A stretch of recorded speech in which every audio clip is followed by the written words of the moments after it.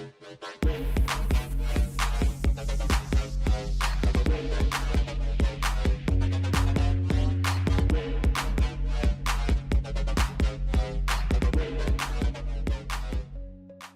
up, everybody? Welcome back to the Anime Squad podcast, episode 63. I'm your host, Omar. And this is David. This is Robbie. And this is Josh. And like always, like, comment, and subscribe to hear more content from us. And also, there are timestamps below to hear your favorite show and what we think about it. And for this week, we have a lot of news this week, so prepare for yourself for that. And anyways, let's just jump into the animes. Bury your butts. Let's just jump into the animes as with the Saint Powers Omnipotent episode 11. And man, this was a slow burn. It was me and Robbie watched it together, and oh man, we were like, yeah. I mean, I think the thing is that it's kind of par for the course for this anime, but like, oh my god, there was like barely anything happening. It's especially for like, you know, the standard that this show has. Like, it's especially so. It was especially slow. Yeah, the only thing spicy I could say about this episode was Hawk and Leonhard were like, Leonhard, yeah, they were like they're beefing. fighting, dude. Yeah, they were mad. Well, it was actually more so Albert. Like Albert was the one that was like mad dogging like Leonhard. It's like, no, you get away from her. Yeah, he's like, she's not gonna join the mercenary group. How dare you? Yeah, it's like, how dare you insult a saint? My wife. I have high priority over you, so show her some respect, damn it. She came here with me. She came here with me. She loves me. Do you see what happens whenever she thinks of me, bro? Yeah, that doesn't happen with you. You don't even know. Splooge everywhere. Yeah, Mr. Puppy. No. But yeah, we also it was funny because we found out that whenever she thinks of Albert Hawk, she starts releasing. You know what I mean? Yeah, it's pretty funny. Yeah, like that's when her true emotions come out, and it's just when she could be able to display her actual like true powers and stuff. Yeah, the power of the blessing and stuff. And I guess, man, like, I hope we get at least a kiss scene with them. Like, please, we have one episode. Like, please. Yeah, I know. Me too. Man, like, I don't know. It seems kind of. I know, because like every time she talks to him, she's like runs away. It's I feel like, sorry dude. for Hawk. I do too. I feel sorry for Hawk. Like, he's like, hey, my man knows. My man knows he got her. He's like, I got you, baby. Don't even trip. Yeah, she's wearing like his hairpin and stuff like that. He's like, man, he knows, but she's just. The ball's she's too shy. Yeah, she's a maiden at heart. You know what can you do? And the ball's on the you court. say. Yeah. Oh, I like the pun on her name there. No. That was a good one, Robbie. That was funny. Thank you. But yeah, Sei's learning how to use blessing magic, and it takes like literally half the episode, and I think the rest of the half is they're on the mission. Yeah. They went into the woods, and they were getting attacked by the slimes, and then we saw the other party, which was the Grand Mage and Arya. They came and saved them. Yeah, it was out of nowhere. Some interaction. Yeah, we got to see some interaction with them. You know, her new bestie. Yeah. Like, she was so excited to see her. It's like, oh my god, we're in the battlefield. Bestie! Oh my gosh, we're gonna die. The thing that I noticed about Irie though is that she's actually smiling more. Like, she's actually interacting with everybody more. So yeah, because she doesn't have the pressure on her anymore for you know, to be the same, because everyone knows she's not. So she's like, she can be more free now. You know she can let loose. You know what's funny? Yeah. I keep looking at this. I'm like, whenever it comes to the side, like the people that don't matter, like the soldiers and stuff, they don't do shit. You just see them standing there. They're literally there to act as like pawns for Sei to like, hey, look how many people I can heal. Yeah, they're a bunch of red shirts, bro. You lost your arm? I'll just heal you, dude. It's don't funny do anything in else this except get hurt. Because I think like the important thing about this anime is that like it's all about the characters, but not all the characters, just the important ones, just the ones that have like actual different color hair and stuff. Yeah, the ones with names. Yeah, these background that's how you know they're important characters. If they have like a weird hair color. These background characters are lucky enough to have a face, bro. So honestly, yeah, you're right. Honestly, and at least they all look handsome. Yeah, they're all handsome young men. strapping young man. That's why not as strapping as Commander Hawk. baby. or Leonhardt. Or Leonhardt, dude. Hawk's gonna fight to the death, dude. Oh yeah, most definitely. For say, dude. I feel like I want to see that last episode have like a random death battle. I have a feeling that's where the budget's gonna go, because oh boy, this episode barely had any animation at all. Yeah. Oh my gosh, I know. Me and Rabbi were commenting on it. Literally during like the fight scene in quotation marks in the forest, there was nothing, dude. It was just slideshows, dude. There were slides. Yeah. So bad. I was like, guys, where'd the budget go? It's a shame for that last episode. Is this an Ava problem now? Did you guys just lose funding? Jeez. Hopefully, you know. I mean, like last fight they had, it was okay, with like when. Yeah, it was fine, but you know. But I don't think this show doesn't, like too much. It doesn't need it. It doesn't need it. But like, I feel like if there's anything going on, then I think you could probably do better than just a slideshow. Just my my 2 cents. No, it was technically a montage in a way. It was.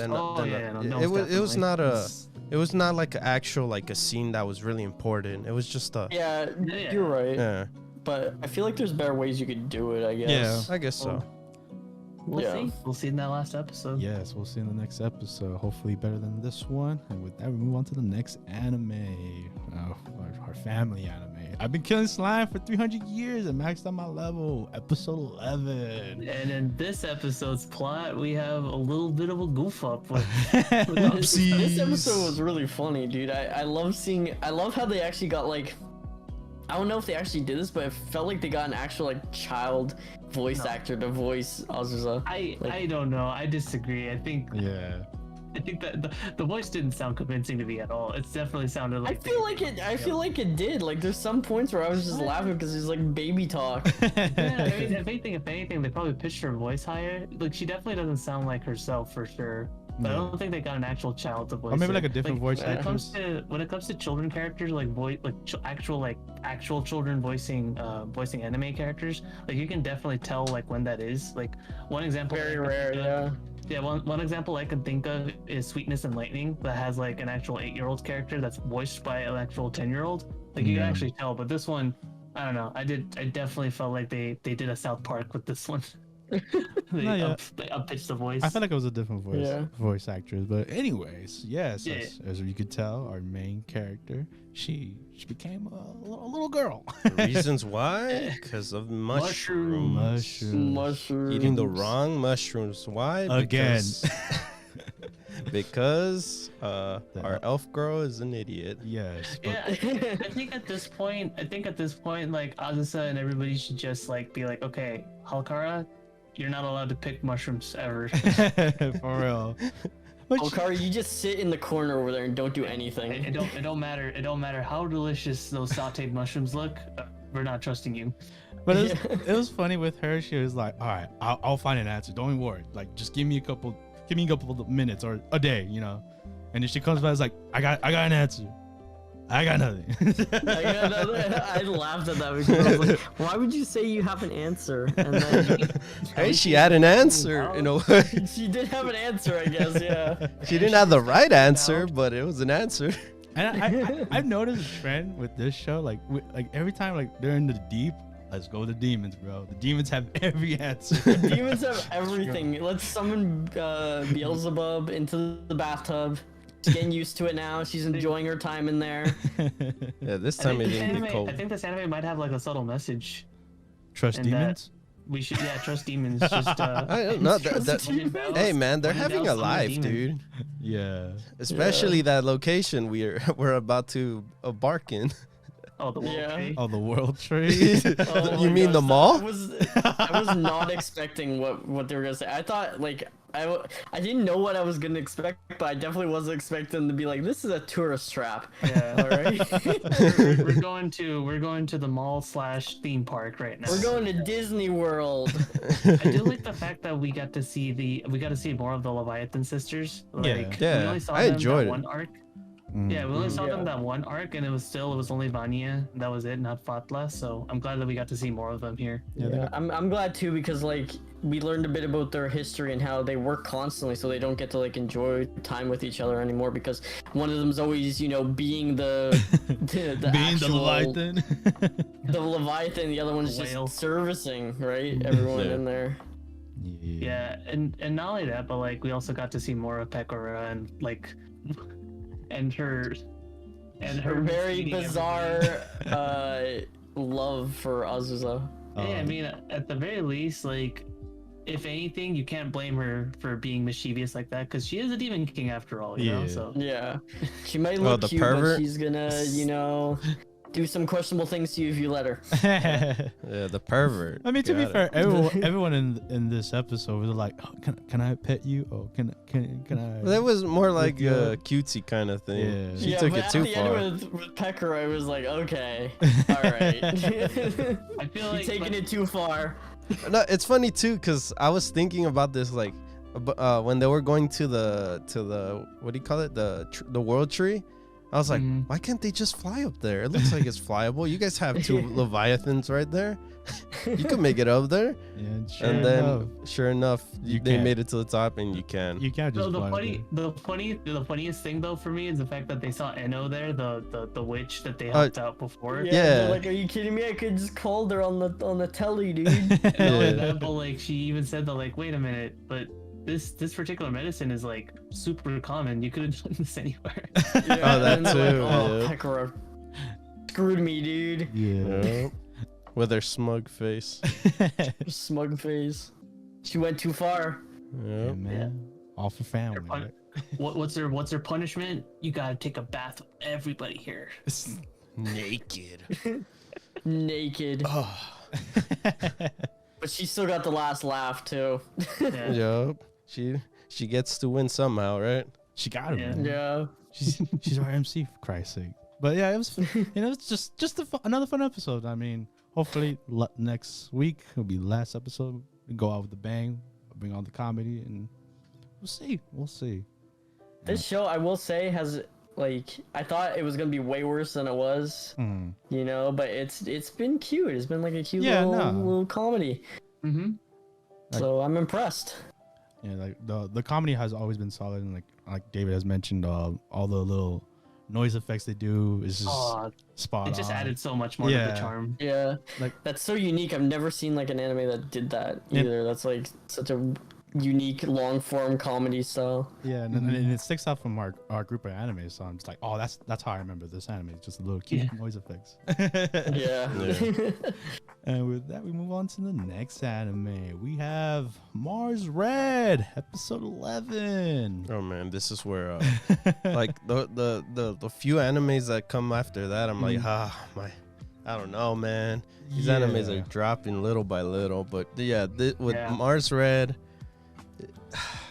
The last part was hype, at least. Like when Kurusu got his Batman outfit. that was cool, at least. That was cool. I don't know. The flying machine. I'm in the same boat as David. Like, I was waiting for the story to kind of go somewhere, and it just hasn't gone anywhere. Yeah, I feel like literally after the quake, like the story stood still. Like, it's just like we're literally like it stood still. Like we're setting up to like, what is the big payoff? Like, might have left. Like, where is he? Who knows? And honestly, I know. Like, he just I can't believe they just kind of got rid of their main like character. Yeah. Like, I couldn't believe that. It's so bizarre to see, you know, because for the first half of the show, it's Maida who's the main character, and now it's Kurusu, which is fine, but like Maida's non-existent. Yeah, like I'm caring about the one that did the Batman thing. Yeah, Kurusu. Yeah.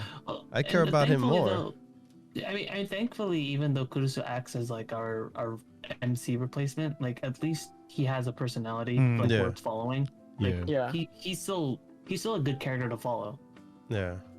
I just feel like this show's very, I don't know how to describe it. It's just it tries to be more than it is. Like it's like tries to be really complex, but it has like not really good characters, and the story's kind of all over the place. It's just missing that villain. Like, there's no villain to target. It's Rufus, but like you don't care at this point. Like I don't even know who Rufus is. Like, he's shown up like I think the feeling we have is just our main characters that are supposed to be like our main antagonists, our main characters and stuff.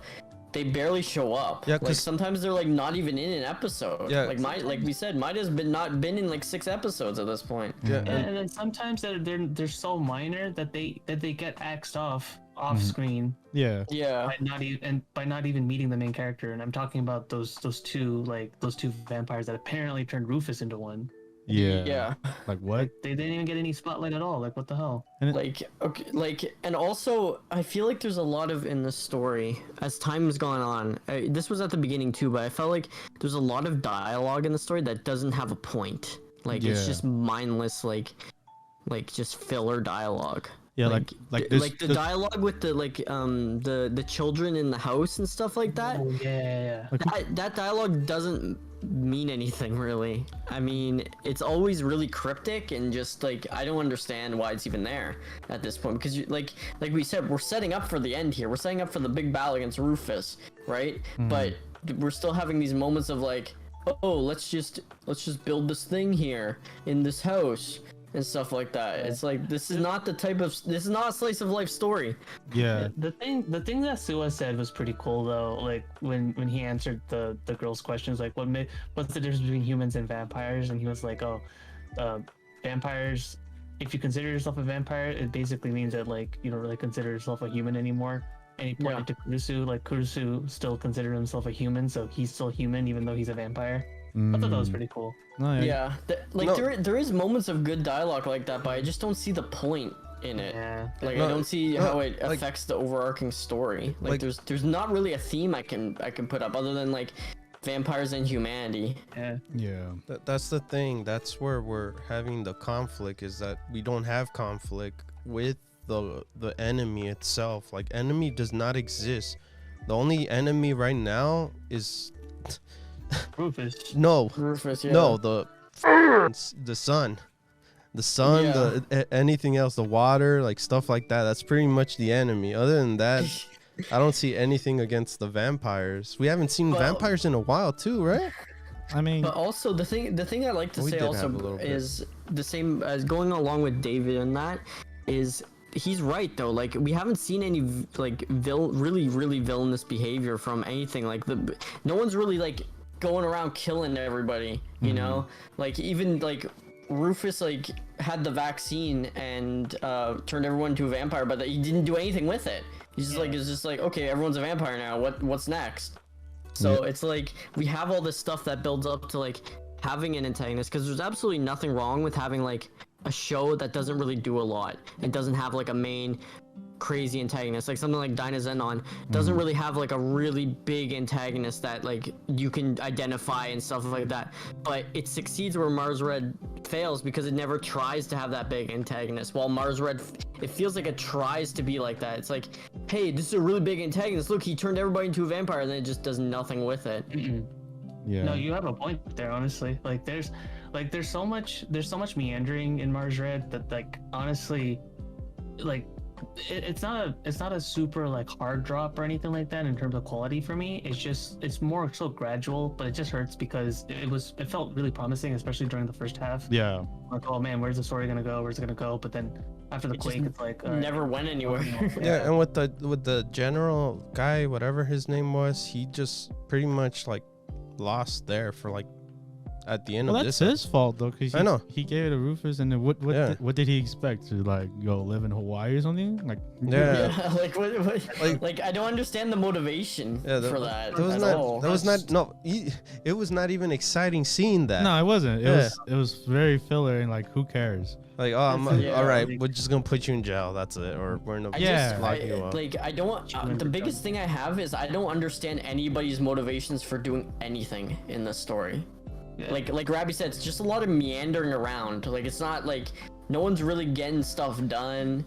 Everyone's just kind of everyone's doing a lot of stuff, but it's not affecting anything in the long run. It's like I see, because there's no direction on whether why are we doing the flying plane, why are we doing the kite, why are we living in this house for a bit, why like there's a lot of this anime has no direction. Yeah, like at first it was like okay, we have a premise where it's like we have to hunt vampires, either kill them or have them apply for citizenship or something like that. But now that like over half the population are all vampires, like what do we do from there? Yeah, it's like what's the point, right? I don't know. Yeah, we'll see. I guess. We'll see what happens. It's a very odd anime. Like that's all I can say. Like if anyone in the comments is watching and stuff like that, please tell us what you think of Mars Red 2, because we're kind of we don't really know what to think of it. We're just in the middle. It's weird. Comment if you guys want to scream and shout.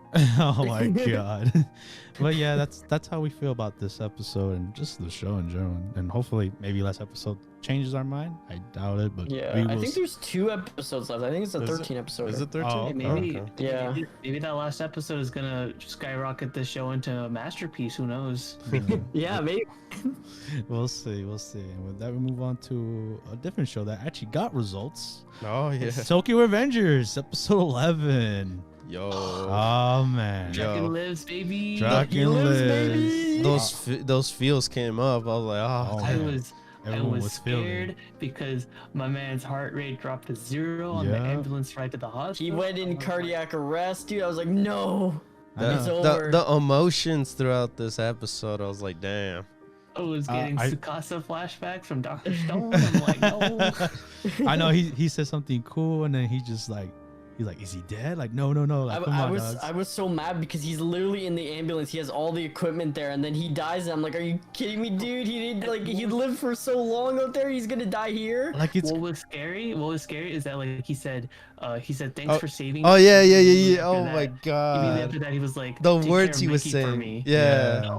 Take care of Mike. I was like, no, dude, you're not dying here. This is how they say the dying parts in every anime, man. Yeah. They always know the right words to say, and it's perfect for like this show, because we like at that moment we are Takemichi and we're like, oh damn it, bro, like are you serious? Like did we do all this like to get to the same result? Like this can't happen, you know?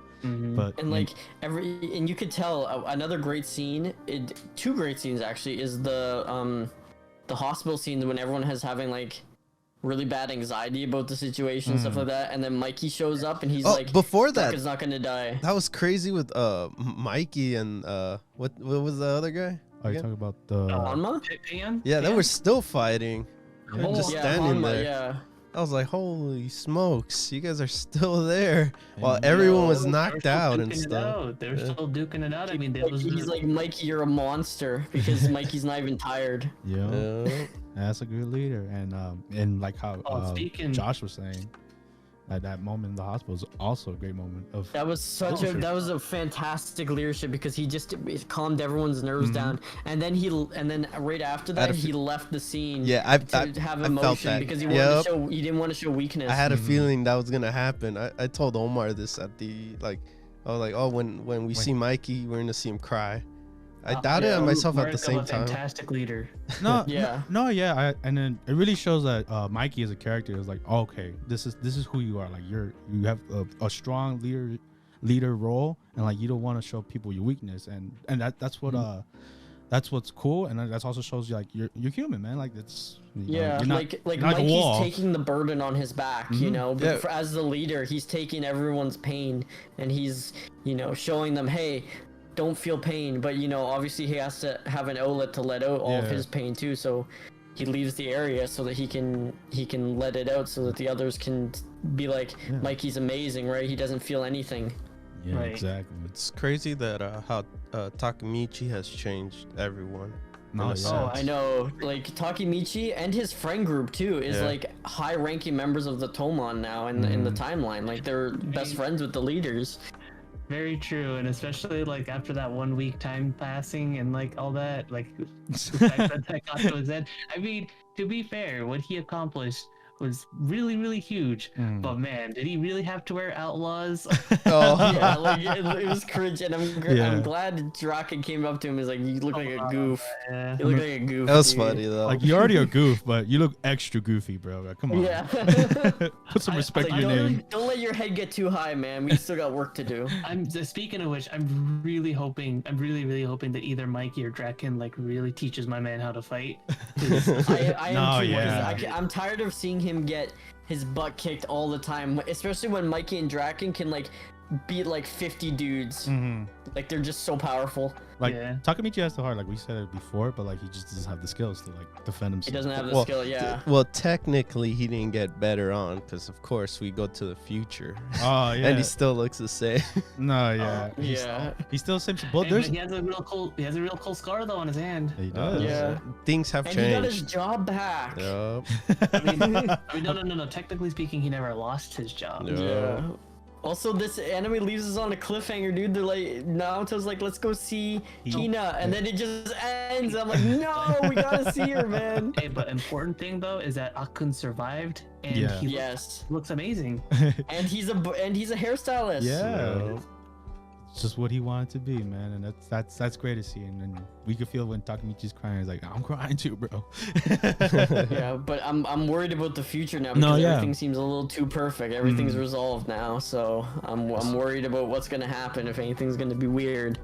I Exactly. know. What's gonna happen now that everyone's wait, technically saved? Well, we don't know yet. We know that. Wait, Akun- wait, think who there are would we just be missing? New conflict, like there would be like someone else.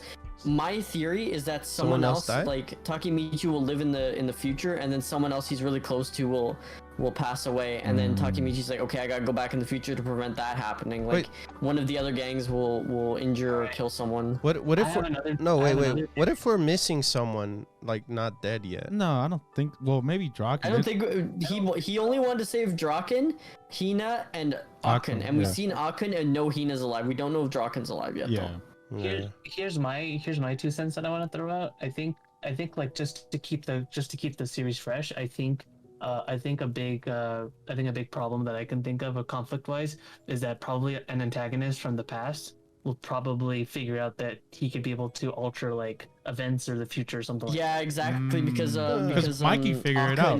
Akun figured that out. Yeah, Akun figured it out. Mikey now figured it out. Well, kind of. Yeah. He was like, how did you know? Like, how did, like, he started questioning. Mikey's he's a little sus about it. Yeah. Mhm. So that is a good point, Robbie. Like, maybe someone on the other side like figure it out too. Well, And I the don't worst know. thing would be like if somebody from the past figured it out. Like if it's the present, then it's not too bad. Because Yeah. because I look at it like this, like Kisaki, who's like been our main antagonist, we've seen nothing about him. No, other He's than gonna show up again. I know he is. Yeah, other than that, like that one scene in episode 3, that was it pretty Yeah. much. Yeah. Mm. Like I'm nervous because he seems like a real bad dude. If you guys are, what you guys are saying, I feel like he's more. I feel like when he's in the present, I think he's more powerful than than the rest Oh, of the for gang. sure. For Yeah, sure. 'cause- Yeah. We know that Takemichi isn't like no longer gang since he's back in his store job? thing, His normal job. job. Yeah. Mm-hmm. So who knows? I don't think Akun is also involved in. I don't. Yeah. I don't think he's. Yeah. Yeah. Maybe Tomon actually did break up in the future as well. Mm. We don't. Yeah, we don't know. Yeah. A lot of questions that just maybe still need to be solved, but like I'm just glad that for now and this week only, everyone's safe. I'm just glad that we're gonna see Hina again. man. I Yeah. want to see her Older adult form, feet, man.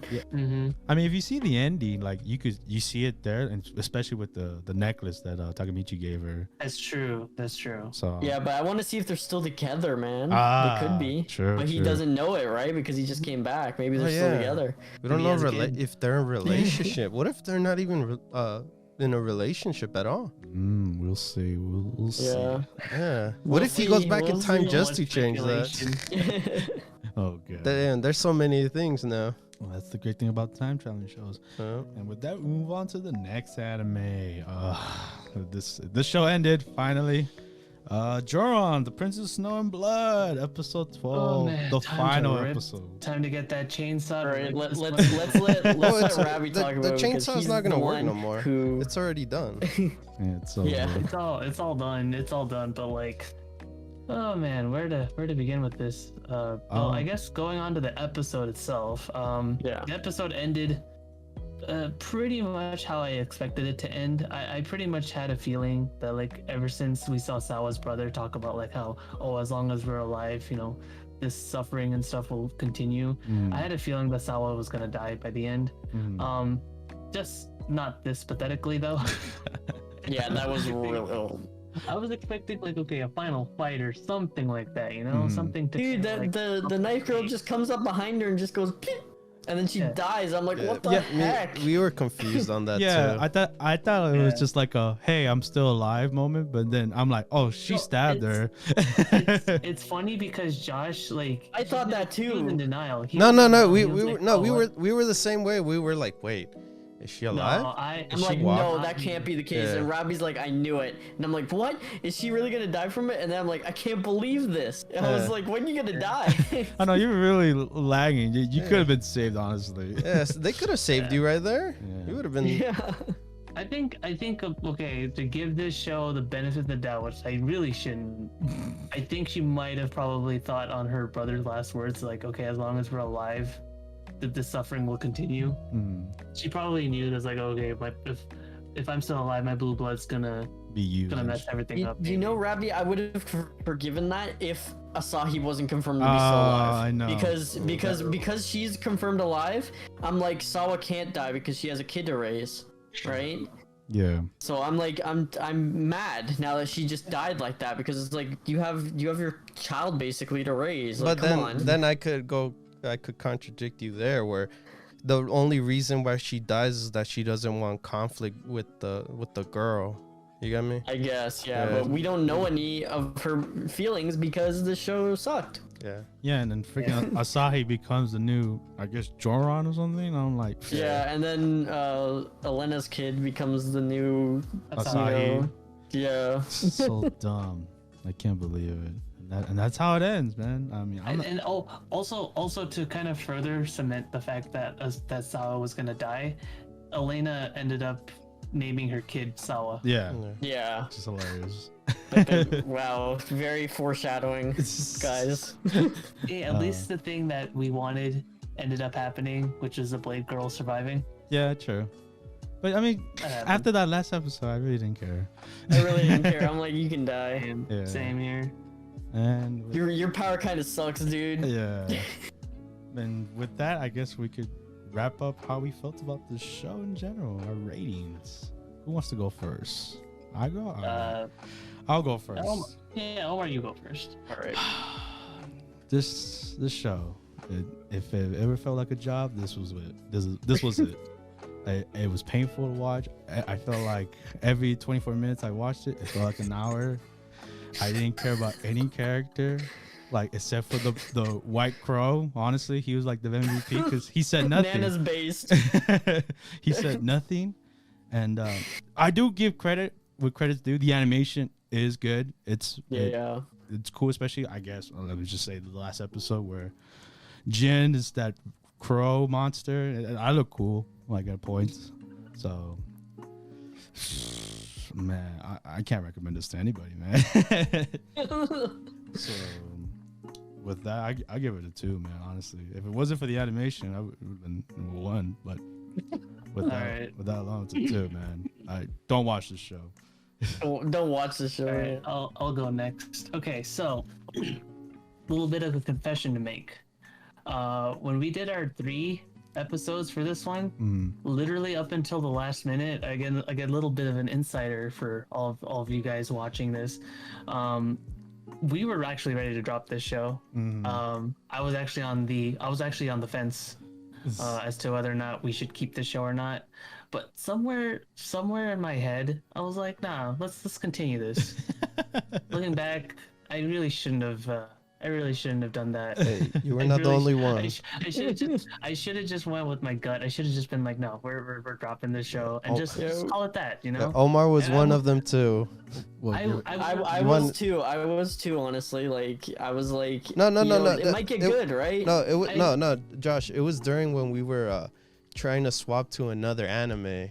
Yeah. Oh, I see. It was during that time. Yeah, it was during that time. It was literally like like 9 episodes ago. But anyway, I was the only one actually out of our group. I was like, you know what, this might not be that type of show. But I gave it the benefit of the doubt. I was like, okay, no, we're continuing this. Looking back, I honestly felt like that was one of the biggest mistakes I could have done this season, because oh boy, this show fell hard. It fell hard, especially after the whole Janome thing. Actually, no, even before that, even when they killed off that lady, I was like, really? Like the what was it, the intelligence lady or whatever? Yeah. That was like my red flag right there. I was like, no, why'd you do that? And then from there, it was just like one after another, just conflict after conflict, where I'm just like internally yelling. I'm like, why do this? Why do that? Why do this? Why do that? And overall, I just didn't care anymore. I didn't care anymore. I'm just here to watch this train wreck. And I do feel bad for the studio, because the studio, it's a new one. It's their first project, just original project in general. And the animation, I do agree, it's nice, but only during the fight scenes. And so with all that being said, 1.5. I give this a 1.5 out of 10. Do not recommend this at all. Just skip over this. Don't be enticed by whatever the trailer showed you, the fight animations or anything like that. It's not worth it. 1.5. Josh. All right, so this show, I was excited for the show when we first watched it, because I was like, it looks cool characters, cool setting. It's like samurai, badass samurai girl, right? It looked cool. It had cool art, and like the other guys said, the animation's pretty good in this show. There's not a lot of bad moments where I'm like, man, this animation's terrible. Like, it looks pretty good. It's got great fight scenes and stuff like that. It definitely wasn't the animator's fault. But this story, there's one huge problem with this story that overrides everything else. It overrides the characters, it overrides everything. The biggest problem with this story is that, unlike something like Mars Red, which doesn't really have direction, this did have direction. But the story decided to fit 3 volumes of the books into 13 episodes. So every episode was going at the speed of light. You didn't have time to care about the characters. You didn't have time to even process what was going on. Janome, our biggest villain, literally dies in like the 4th episode. And it goes at the speed of light. It's literally a speeding train the entire time. You don't have time to get attached to characters. You don't have any development with any of the characters. You have barely any idea of what's even going on in the story, because it's going so fast. That's the biggest fault of Joran, is that the pacing is horrible. And for that reason, I'm with the guys. I can't recommend this. Even if you're really niche and you really love bad anime, old 1930s anime with supernatural elements to it, don't watch this. Watch something else, just anything else, like, because this does a poor job at even being that. It's just a bad mistake. It was a mistake. It shouldn't have been made. 2 out of 10. Okay. David? All right. From what Josh said, it's pretty much on the boat on that. Pretty much full speed. Didn't care. Character didn't care. The other character didn't care. It's like it went on, and then when they want you to care at that moment, you're like, I really don't care. Yeah. So the thing is that it had its place and it was going somewhere, but this show did not fit well for 12 episodes at all. At all, like never, ever. And it's so annoying. The show was really annoying at points. It makes you frustrated, you know? Yeah, it was so frustrating watching it at points too. Yeah. And I didn't have my high hopes. They were high with the animation from the trailers we saw and stuff like that. The first 3 episodes right off the bat did not go well with me. Once we started it, I was like, oh no. So then I decided to tell these guys, hey, we should watch I have a replacement to watch a different anime, but 2 of you guys said no. Let's keep going. Let's see what happens. Ravi especially pushed it a little bit high, And then Shouldn't have done it. and so we just continued on, and so upsetting to watch this just fall apart within seconds of the 3 episodes. And I can't say much about the rest of the story. It was just like, who cares? Yeah, it was pretty much who cares. And for animation wise, it was just beautiful. If anything, I enjoyed the animation. I love the anime style they went with, and I didn't have any issues with the art styles, the locations. Everything was pretty top notch. I give it a 3. Okay, just a 3. This one's actually lower than a 4. Yeah. Surprised with that one. Whoa. Rough. Yeah. Yeah, come on, Robbie. This show, it was just painful experience for everyone here in the podcast. Yeah. And hopefully, you know, for next season we don't have a show yeah. like this, because like I felt like Joran just took up a space that could have been used for some like 86 or Shadows Host or something that's actually like really a pretty good show this season. Yeah. And that's just you know, that's just with experience. We'll know We shot on. Mistakes are made. Yeah. Yeah. And if you guys watched it, I'm sorry. I hope you don't need therapy after it. Yeah. We all are gonna need it. But Cleanse it out with some good old X arms. but with that, let's just continue on and forget about that show and move on to another show that ended. SSSS DYNAZENON episode 12, a final episode. Ooh. And we go from Joran to a fantastic show. all right. Hold on. Let me throw out piece? in the boat my piece in general for this episode itself. Mhm. This episode in particular, everything got resolved last episode. I don't know why this episode had to exist. It really did not have to exist, to tell you the truth. And that's what's so upsetting about this episode. The only thing this whole fight was is nothing in general to me. But it was cool, the transformations, bro. Transformations, man. It's not a mech show at this point. I was watching this with Robbie, and I was like, oh, David's gonna love show. the transformations. No, it's not the transformation at this point. It's just the fight itself. It didn't even have to exist. I do agree with you. There was no conflict. I disagree, because I feel do too, actually. I disagree. Considering that this is the final episode, I feel like you want to pull out all the stops. You want to go for broke. Show us super awesome mecha Grid Knight DYNAZENON. This was trigger animation in a nutshell, man. This was beautiful. Show us Dynarex. Show us all of that. You know, this is the final episode of this show, you know, and this is the final episode of the series, so we might as well get everything all at once, you know? This is not a mech show at this point, man. They all right, they dragged it towards the end. Why towards the end? If it's supposed to be the whole series. I mean, tell me, man. No. That's why I agree with you, because the fighting in the show is non-existent. That's why I always praise about the transformation, because that's what it really is. The transformations are perfect. But like with this episode, there are moments where, like, you know, where the team is finally together, both sides actually, just like, you know, having the trigger moments, like the little flashing the faces and the screaming, the like personal issues and stuff like that. I think that was cool about this episode. But like with the fighting, I 100% agree with you. It's non-existent.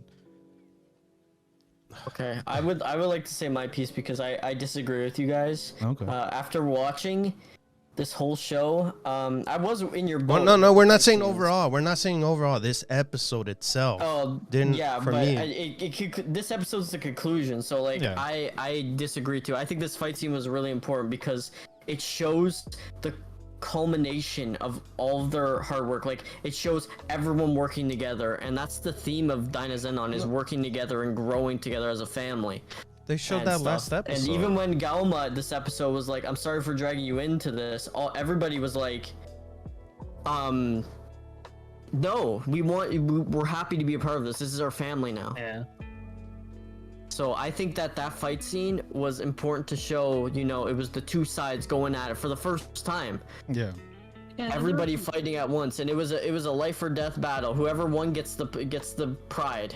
Yeah, and the thing is that there was actual legitimate like combat and stuff. There was actual like legitimate fights, and you know like when they shot out the missiles and stuff, and like and they punched him right when the missiles exploded. Like that was hype, you know. I don't like, and just everything in general just like screamed Trigger. Like this episode in particular, I'm not saying had all the bombastic fights and everything. Like yeah, it didn't go into space or anything like that. And I guess compared to other Trigger shows, it's not as like flashy, and even like compared to like the Gridman finale, it's not as flashy. But I feel like this one still is up there, you know, for me. Yeah, I feel like it was really important to have that final scene, because that's, you know, it shows everything, you know, everything they've worked towards, everything, you know, that happened for a reason. Like we finally got to see the final battle. We got to see every transformation, showing that everybody trusts each other and everybody, you know, works together, because that was a hard thing for the series in the beginning. Everyone was struggling working together, and through these 12 episodes, this is the culmination of that. But, this was the final. Hold on. Final hurrah for everyone. But the thing is that this already happened prior to that. There was hardly like that much to even push. We already knew they're already at that moment. They already trust each other at that point. You know? Yeah, but this one I feel like is supposed to be like all of that like put together though. Like this one is like that and I did not even like the how it ended too, where our MC boy did his Gios thing, and then he ended him off. Like, wow, how did you control that? How is it possible you ended up doing the ability to take down him like real quick?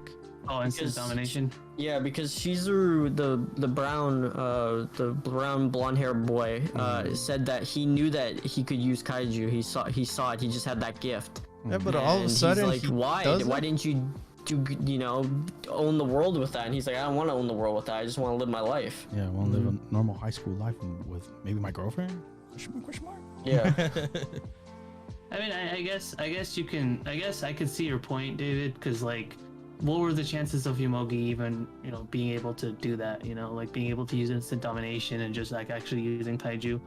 But I mean, it kind of came. I don't know. To me, I feel like it kind of came organically through that one episode where they wanted to see Gamma do it, and then everybody had their shot of doing it, and then Yomogi was like, all right, let me try it too, and then he felt something that clicked. So, but that was I just it one time. It wasn't random. It wasn't like a random, you know, but it was just superpower unlocked. Like it was just one time. Yeah, sometimes that's all you need. It felt organic to me. Yeah, it felt. I didn't feel any sense of this is like a cop out or anything like that. I felt like it felt really organic to me. I'm just saying the fighting aspect, like not the characters. It was fine. I liked how it ended as the characters, but the mech part is not. For me, it was not there, man, at all. Yeah, I know, but I'm just saying, like, the mech fights. To me, the purpose of the mech fights were just to like enhance the characters, to show them through the mech fights. So like everything that happens to them, for example, in some of the earlier episodes, you had points where, you know, Yomogi was bothered by something in his mind and he didn't perform well in DYNAZENON. So that's why I say, like, the mech fights, while they might have looked like pointless, like there's no point in them and it's just a character thing, it shows through the characters how they perform with DYNAZENON. So that's why I think that the fights are important. That's why I think this final battle is important, because it shows how the characters have grown throughout the entire show. Like, their mindset has changed and everything. All right, well, I'm not going to win this argument between you two, but let's go on with the story at least. No, yeah, we've been talking over this. Obviously, the final battle was either hype or, you know, underwhelming, but either way, that's you guys decide. Yeah. And but like the conclusion to like how everyone lives their life with now Gaimon dead, basically, you know, back to wherever he was before, and just everyone, you know, living their lives, you know. Yomogi, DYNAZENON left too. Yeah, oh yeah, Night in second. Taken by Gridnight, Anti to the Gridman universe area. So the mech itself is still alive. It's still kicking. Yeah. And you know, just is Yomogi and Nanami are together? They don't answer that question, but they don't answer it, but it's hinted because like that's what I like about the relationship too, is because it's never this anime is never really like super in your face about the relationship. It's just like a really natural progression of love, basically, and like friendship and stuff. So even in the last episode, like he even says she never answered me because she didn't get the chance to, but it's assumed in the 3-month time skip that they are together because they hold hands for the first time in the whole. Also mentions that to call her by her actual first name, like it's not formal anymore. It's like they're and they were together in the picture, and his friend group's like, you're on Minami duty. So and it's cool because in the photo, like you see their scars, like they almost match, like you link them together. And she even says that, like, I hope they never go away, so that way we know that this happened in our lives. Yeah. It was just really nice to see like two people who it wasn't like a clear boyfriend girlfriend thing. It was just like two people who now have like an unbreakable bond after everything they've been through. Yeah, and I think this episode concluded all our questions, and everything was resolved, and everyone like Koyomi looking fresh, baby. Nice, looking fresh. Nice suit, nice hair. He's getting a job at his ex's husband's company. Technically not ex. He even says like, no, it's not my ex. Hey, what about that girl's tattoo? I think it's pretty dope. Yeah, we saw it for a brief second, but that's the first time we see it. It's a Goldburn tattoo. Yeah, hella dope. How old is she? I think she's 14. That's like the minimum age you can get a tattoo. Really? Yeah. I did not know. I knew people in high school got tattoos. Well, she's gonna be the coolest kid in school for a minute, all right? Because she is going back to school. Yes, sir. And with that wraps up that episode. I mean, we had a lot to talk about, but overall, we'll give our final review of it, and I guess I'll go first again. Yeah, you go first. All right, with that SS DYNAZENON, it was an interesting beginning. So, me coming in from the history of Gridman, I expected the action to come in, pop, and stuff like that. We didn't get that, but we got something, I think, equally or as more other people, even better. The characters. The characters were the main focus, and how they evolved throughout from episode 1 to the final episode. And I think that was really cool. You really care about Yomogi, Minami, and Gaimon to see if he accomplishes his goal or not. And like even the enemy team, you're like, it's like, okay, like what is their purpose? And then we finally see their purpose, and like you don't feel like happy that they're dead, but at the same time you're like, it's just like it just happened. So yeah. I love the transformations. I think I'm the only guy here that liked it, but I could be wrong. I'm with you on that, man. Okay. I love the transformations. Because especially with the cape one, my favorite. I was indifferent to them. Probably the least. No, I'm with Omar, man. I love the cape. And but my final, I'll give it a 7 out of 10. Nice. It has definitely changed my mind since when I first saw it, and I'm glad that Trigger didn't, miss the mark on this one.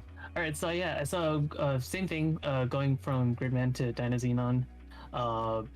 Definitely a very, very different show, but different doesn't necessarily mean bad, of course. The emphasis on character growth and everything took a bit to get used to. I can definitely say that my thoughts and feelings from the first batch of episodes, like for the first 3-4 episodes, are definitely different than it is now. Because now that we've seen the level of character growth that all of our main characters got, now that we've seen all of that come to fruition, it definitely has a different impact. It's again, like the character moments, the drama that goes on between that. You don't see much of that in Gridman, if at all, because Gridman was a different type of show compared to DYNAZENON. And all around, I think it's really solid. I think I agree with Josh, like the fact that the battles, while they overall would seem pointless, is actually more so a reflection of character growth that a character would go through. I think Minami is a fantastic character, seeing her growth throughout all this. But my personal favorite character is, of course, Galma. And I always had a feeling that Galma was going to kick the bucket. I was afraid that was going to happen pretty early, because not going to name a certain show that does this, but I was expecting that kind of situation scenario, what you call it. But no, thankfully he was here for the entirety. You know, we got to see a lot of his character, you know, shine throughout, and what we got was just fantastic. My final rating for the show is 8 out of 10. I definitely, personally, if you were to ask me if I were to prefer Gridman over DYNAZENON, I would still go with Gridman, but DYNAZENON is still really solid. It's an 8 for me. All right. I guess with me next. Show was it was an interesting start from the beginning, since we both, all three of us, me, Omar, and Rabbi, watched Gridman. For this one was really interesting in a way where it was more dynamic kind of thing where it intermingled, like, how do you say it? The word intertwined with characters, you know, like every character had their own story, and that's what was so cool about this with this show in general. And of course the only issues I had was just the fighting sequences and stuff like that. They cheaped out on some of these scenes for me personally. You know, being a trigger show, you know, there's high expectations when it comes to action scenes. But of course, you know, their dialogue, the chemistry with characters, that's what pushed it higher, you know, from the action itself. I don't have much to say other than I think I'll give it a solid 6.5. Oh, okay. Yeah. Interesting. And what about you, Josh? Okay, I have a lot to say about the show. Go ahead, man. Go ahead. So, if you were to tell me DYNAZENON would be my favorite anime of the season, before this all started, I would have said you're crazy. Traditionally, I'm not a huge mecha or tokusatsu fan, and the Gridman universe is a combination of the two. However, the experience I got was much more than a save-the-world mecha or tokusatsu. What I experienced was an in-depth study of 5 characters and each of their lives. It's been no secret over the podcast that Minami is my favorite character in DYNAZENON. But over the season, she quickly became one of my favorite characters, period, of all the anime I've seen. Her progression from being a person who lacks confidence and emotion because of her traumatic past to finding a place in society is amazing. We see her journey to acceptance every step of the way, not only in accepting her sister's sudden death, but also accepting Yomogi as a partner. We see her realize it's okay to ask for help and that it's okay to refuse said help as well. Another great character from the show is Koyomi, who we really haven't talked a lot about because Minami's still in the show for me especially. But Koyomi's arc is fantastic. We see a complete 180 transformation from him. We see him reuniting with his old friend and getting his heart broken a second time. We see him having to decide to save her husband or not, which should have been obvious to everyone watching, but because he was in pain from what she did to him, it was still a tough decision. That's the point where he realizes to stop holding on to the past and make a solid future for himself by cleaning himself up and looking for a job. Yomogi and Minami's relationship is one of the most realistic I've ever seen in any media. There's no obnoxious moments, no over-the-top confessions, no blushing or nervous speech like in traditional romance animes. It's just two people confiding in each other and forming an unbreakable trust. DYNAZENON never shoves it in your face, and it always shows the relationship forming with subtle moments, such as them always walking together or them standing close to one another whenever they're in the DYNAZENON group.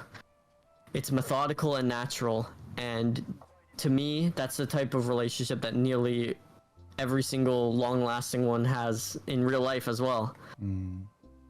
DYNAZENON's core theme of the story is growth. Growth in how they operate their parts of DYNAZENON, growth as a core group, growth as a small family, growth as members of society. Fantastic moments like Koyomi wearing a suit, finding a job after being a hikikomori, or Chisei going to school again because she looks up to Koyomi so much and is influenced by him, or Galma even realizing that he was chasing a dream that was in his previous life and not, being realistic. All of this make this show a joy to watch, and if anyone is watching this and hasn't seen DYNAZENON, or maybe this is your first time watching the podcast, I assure you DYNAZENON is one of my favorite anime of the year and one of Trigger's best anime to come out. DYNAZENON gets a 9 out of 10 for me. Oh my god, Josh, that was some beautiful beautiful review, man. That was poetic. That's some college essay level right there. Yeah, man. I wrote that out today. I was like, I need to talk about this show, man. I love this show. It's my favorite of the season, and it was a joy to watch. And not being on this podcast, I don't think I would have ever watched this show. So I'm so glad I got to experience this. That's the purpose of us, man, in general. Like, to expose people of shows like they wouldn't give a second chance to that. That's the thing with our, what we're trying to aim for is like try to aim for the new or the unspoken shows. You get me? Yeah, not necessarily popular stuff, but stuff that would ordinarily get sidelined because there's so much shows coming out. Yeah. And DYNAZENON is that show, because even on Mal right now, it barely has a 70K member, like 70K people watched it or are watching it. And that's very low for other shows of the season. Most other shows get 500K and stuff like that. No, yeah. But this show is incredibly underrated. In fact, this show on Mal specifically went up in almost an entire point. It went from 6.65 on the first episode. Now it's at 7.4. Yeah, so I think like this show, the people who watch this show, they kept watching and they love it. And I'm right there with them. Yeah, man. We gotta shine the light on these underrated gems, man. And I'm glad people, found the final episode. And we have to move on to the next anime. Another, I think, underrated gem in this season. Vivy Fluorite Ice Song, episode 13, also known as the last episode. And this is basically, going rewind time of the last episode, but doing it right this time, fixing our errors and just. We have to let go of Matsumoto and complete the mission. Mission this time. And it was interesting going back again, like a third time of like, the apocalypse of AIs and humans fighting. But like this time, Vivy's like assertive. She's strong. She's like, I know what to do and I got to do it. Like there's no chickening out no more. Yeah, because it's funny, within that episode, she swapped it from saying she was Diva to Vivy. And I was like, oh, she lost Diva right from the incident, and no, yeah, man, it's, I think it was pretty powerful, and I think I especially love the scene with her old Navi.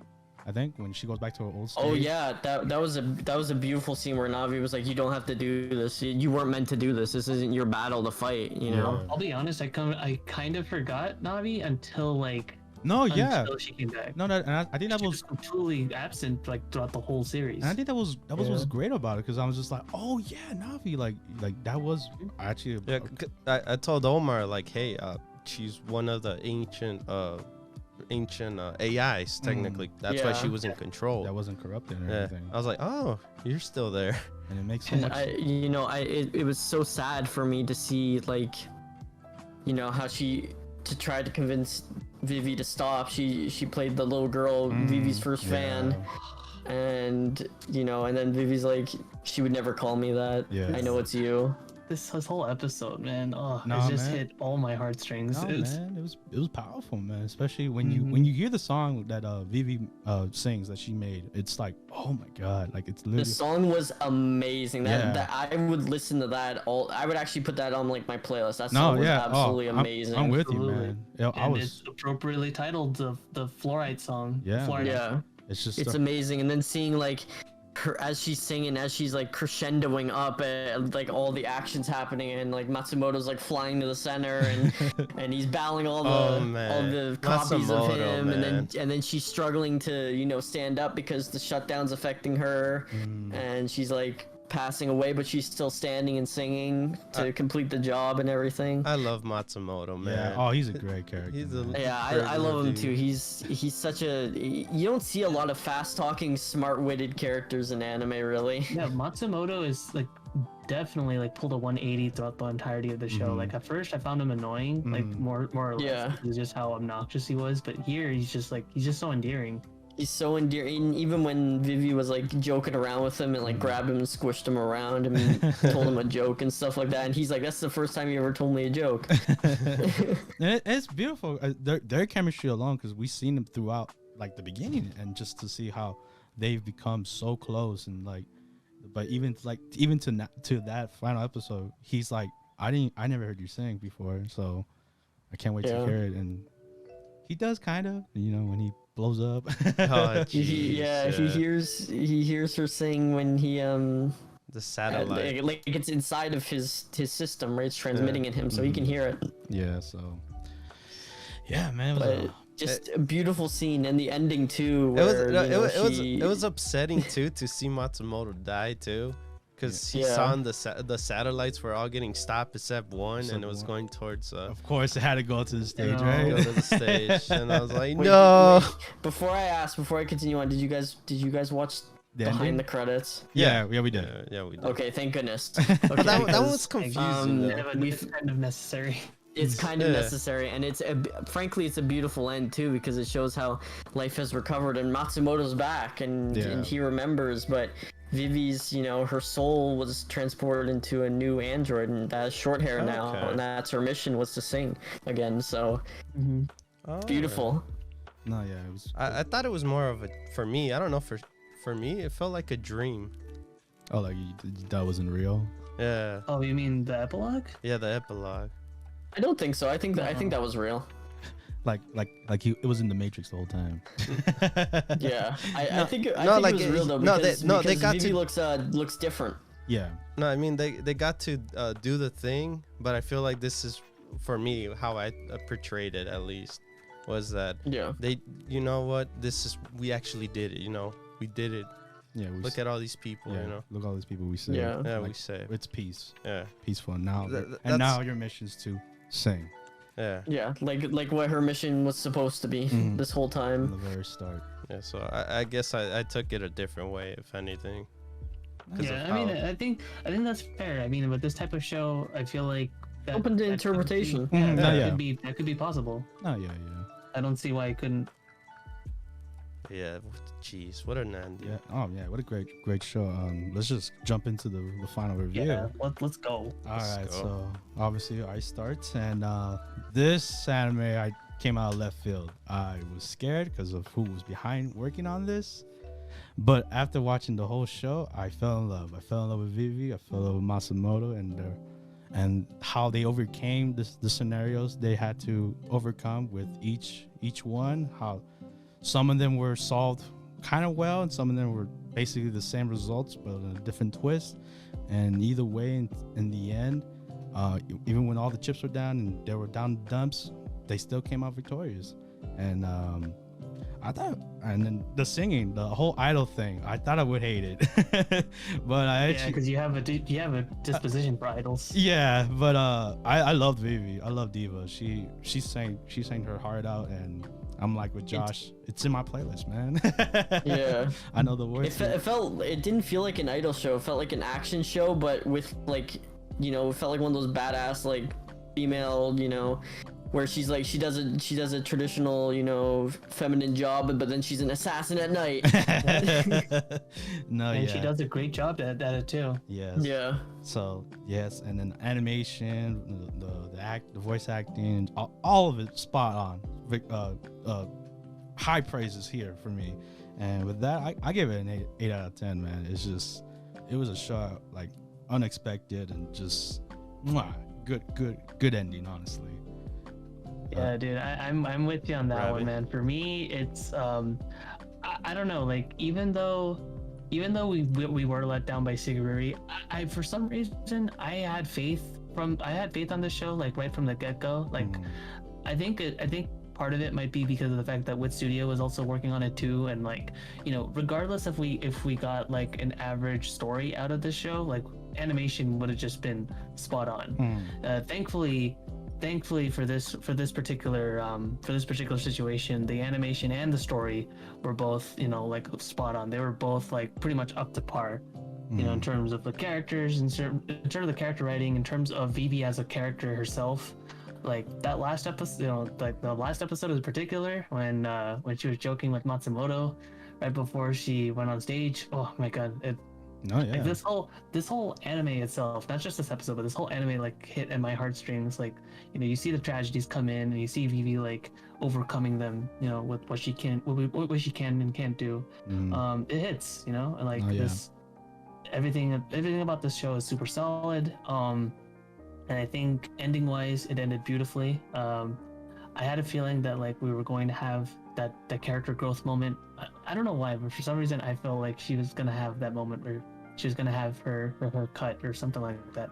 But yeah, all that being said, I give this one a solid 8.5. I think this show was fantastic, and you know, I'm glad that the writer for ReZero was not a one-trick pony. I'm glad that what he did it definitely still paid off. You know, Siguri wasn't as great. You know, it was definitely on the mid side of things, but thankfully, Vivy was not the case at all. Yes. Yeah. Thank God. And for me, in general, I've loved the show. I love from the beginning time that we saw from all the way to the trailer, the first trailer we saw. I knew we were going somewhere because I love the fact that we're getting action, but we also got development with characters. We're getting psychological kind of thoughts, like what would an AI think, or how would an AI live throughout time, and how would they feel, and how would humans feel. And that's what made the show really enjoyable, where we learn both sides have wrongs, both sides have rights, you know. It was really interesting to see how time changed over time too. When we see one thing fix, one thing didn't fix, the other thing caused another thing to fail. And that's what was really entertaining about the show itself. We see highs, we see lows, but we always kept rooting for Vivy or Diva to succeed. And when it came to the down, you know, when we dropped to the lowest point of the show, we were at our feet. We're like, damn, what could happen next? And that's what I loved about the show. They managed to pick it up again. They're like, we can't just stop here. We got to fix this. And that's what I loved it. And Matsumoto was my favorite character.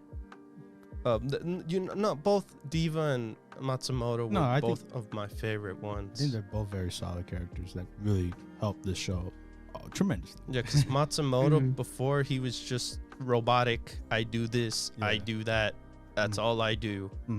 And little by little, Diva, Vivy would change him little by little. Like, even though you didn't see the change, later on, you could start seeing his sassiness coming in towards the end. Of course, he's finally a different person from how he started. And with Diva, she manages to like lose her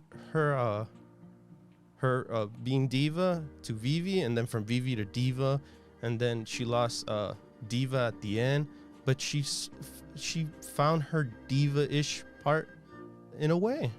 Even though she lost with the finger snaps and stuff. Yeah, that's true. And that was so I was like, yes. I was like, this is what needed to happen. You know, she facing her fears, and that's crazy for an AI to, you know, face their fears in a way. And how it all ended, it's for her to conquer her fear of not, you know, singing in general. And that was her goal, to sing. And that's, damn, what an ending. Oh yeah, man. Yeah, so for me, of course, not even getting to the action. I didn't even talk about the action. The action was amazing.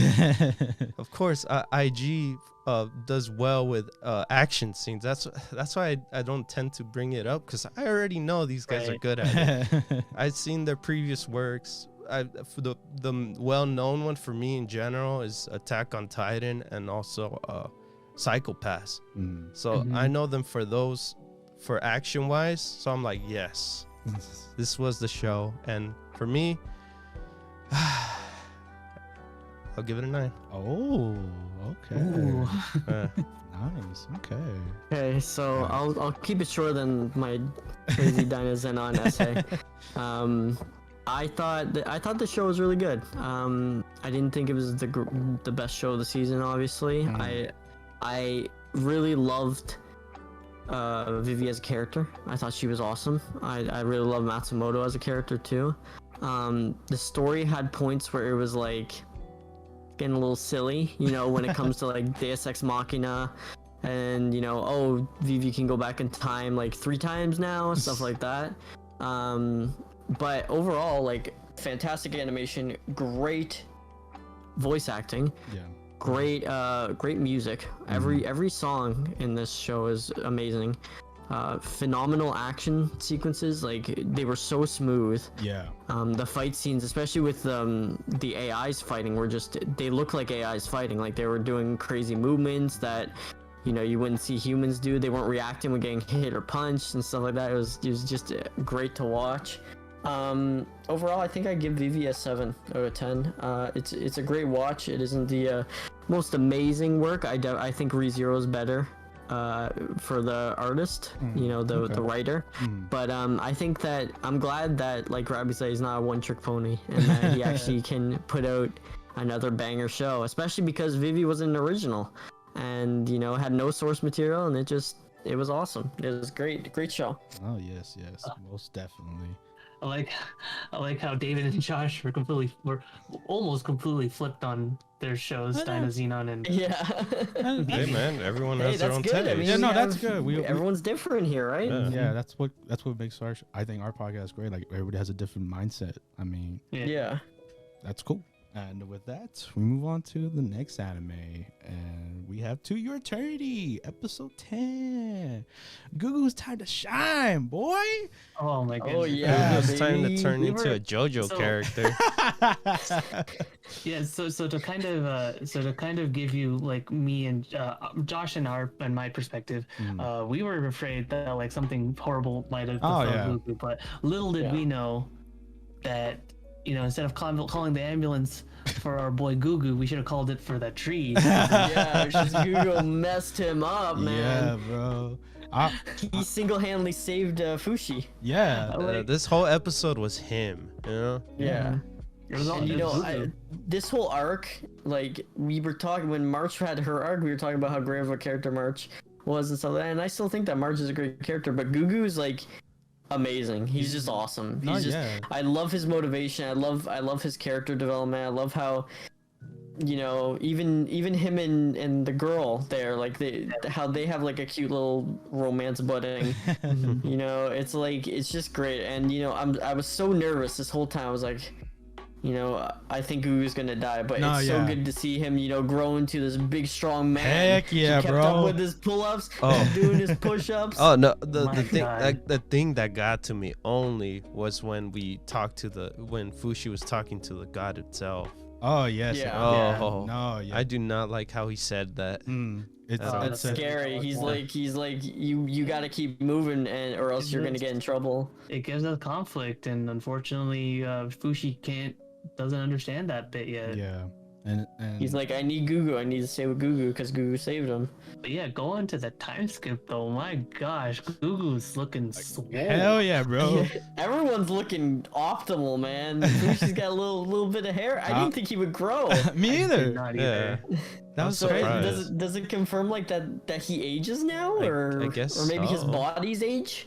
Like, is it just that boy, or also like March and like that's the thing? I'm thinking maybe it's the amount of time he spends in the body that they age normally if he spends time in. So March would still be a kid, but if he spent a lot of time in March's body, then she would grow up. Are we sure about that? That's a good theory. That makes sense. We don't know yet. We just know that he's got a beard now and he looks older, and also he speaks perfect Japanese now. Yeah. Oh yeah. He can actually speak properly now. Yeah. You can speak properly. So, but like, it's just like how you guys. I always say every week, I'm always scared to see what happens in this show, because we know characters die. We know characters go off in an awful way, and like Josh said in this episode, like, I was afraid that Gugu was gonna get stabbed, or like something horrible was gonna happen to him. Yeah, because we still don't know the outcome. Like he said, you can't stay in that location at all. You gotta get stronger. Yeah. And how like and he's been there for 4 years without any incidents, so something's coming up. Like that something's coming. And like how you said, David, that god entity said it really weird. It's like, oh, you want Gugu? We can make that happen. And like how we know Fushi to take people over is just by death. So Yeah. I don't know if this god entity is gonna kill him or put an obstacle in the way. Yeah, this god entity is a little suspect. No, yeah, most definitely. I feel like if anything, he means well for, well, not individually for Fushi. He doesn't explain anything very well to Fushi at all. He just is like, gives him like really cryptic, hey, you're in trouble, and Fushi's like, what do you mean? Yeah. I mean, at the very least, he's on the humanity side, so I guess, you know, we should count our blessings, but still. Yeah. So we don't really know who he is. All we know is he's the creator of Fushi. Mm-hmm.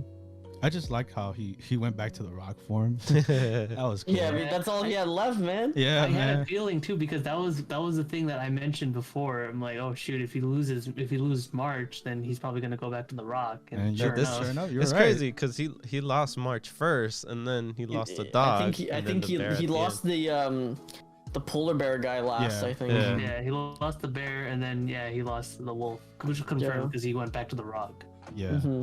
And these creatures finally have a name. I wrote it down. They're called Nookers, I think. And they're called knockers. That's what the god said that they were. Yeah, and they're apparently trying to foresee the destruction of the earth. Yeah. Yeah, they're not like the English elves that they're named after. They don't just knock on your door and just leave. No, they're trying to destroy you. So we finally received something out of what's happening, I guess, or what I think conflict is. Like the main goal. Insight more than anything. We have a goal as to kind of what we need to do. Yeah, and because for the most part, Fushi knows how to live as a human. Yeah. He's learned here. He lived. He knows how to eat. He knows how to speak. He knows how to he made friends. So he's getting human qualities. And I can't, I'm nervous, but I can't wait to see what's gonna happen next with this story. Like, it's been 4 years. Let's see how different everyone is. Yes, exactly. And I'm just glad Gugu got the gangs, bro. So He got the gangs, man. He heard that's what impresses the ladies. Maybe he can get his little girly friend in there. Oh, most definitely. You saw how she was side by side to Inosuke. I mean, he's definitely more soul than him. Yeah, I'm telling you, man. How he was before, he became a JoJo protagonist, man. Yeah, literally. he looks like he's from his age and 4 years, the difference, he looks like a man more than a teenager. He looks like he's a man. He's so swole. It's crazy how it's only 4 years. Like, it's not even like a 5 or 10 year scale. Yeah, no, it's just 4. And to how his body was too, and how short he was. He was like 12 years old, and then he got his growth spurt, baby. Yeah, puberty hit him, bro. Puberty hit him super hard. He can drive. And with that, I'd like to move on to the next anime, which is My Hero Academia Season 5, Episode 13. And Merry Christmas, guys! Merry Christmas! Merry Christmas! And you know what else we get during this Christmas? Mubarak. We get the ever loving formula of My Hero Academia, another work study, baby. Oh yeah! Heck yeah! Hey, but with a twist, though. With a twist, Josh. It's for reals this time. It's for reals, yeah. No internship, no fake work study. It's for reals, and Deku's going to go to Endeavor's work study with Bakugo and Todoroki. Hey man, we got set up for the movie, dude. But yeah, this episode was weird out of nowhere, being a Christmas episode and Christmas song too. In mid June, Christmas episode, bang. Yeah. Why weren't we thinking about that? Well, Christmas in June, Yeah. Jeez. But living on Australia today. Well, I think I prefer this episode compared to Flashback City, Yeah, yeah, I do too. Yeah, true. And I think the other thing to mention is Bakugo can't do an interview. Or Deku either. Or Deku, unfortunately. I like how they cut his whole part of his interview. Oh yeah. Sitting there looking angry the whole time.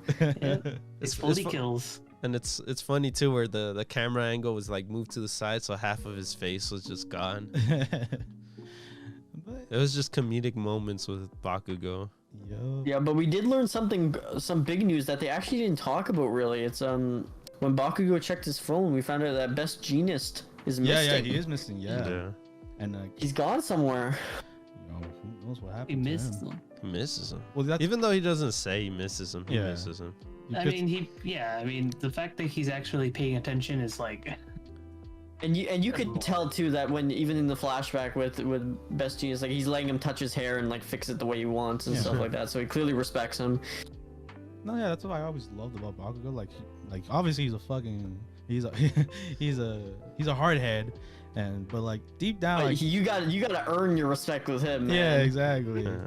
So you know that. I mean, I was really my hero. Just Christmas all around, happy joy, and we move on to work studies before reals this time. And we get like some really ominous language from Deku where he's like, if I had known in that last moment that we'd be that happy, you know, I think that maybe next year we'd have that. And I'm like, oh no, what's gonna happen next year? What is gonna happen? Death. I can't stop twinkling. He dies, bro. Man, the best character? Oh no. Oh no. Or Invisible Oh no, Girl. Mineta dies? Oh no. Wait, no. I'm curious. So what was the whole? He's being tortured. What was what's his name? The mask guy, the hand guy. Oh, from the whole incident, the League of Villains. Yeah. He caused the destruction of the city apparently. Yeah, because you know how like where they left him off, he kind of got some new powers or something, if I remember correctly. Yeah, he's working with Mr. Hawkboy. Yeah. And Dabby. Yeah, so there's hidden stuff below the. Yeah. But we will find out more next week's episode. And with that, hopefully. Yeah, hopefully.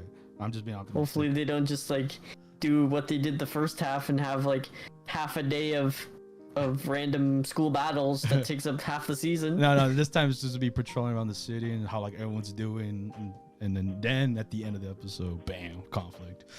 Yeah. But with that, we move on to our final anime, Dragon Quest Dai, episode 37. Samza is defeated. Oh yeah. Dead. He's defeated. Oh my god. I'll miss his beautiful cake. Jesus. I want to say that like it's cool that we got to see Mom get in some action and all of this.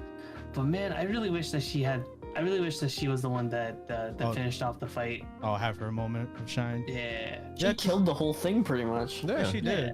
She even like helped with the final blow, like when she escaped, and then obviously we had to get the spotlight to die.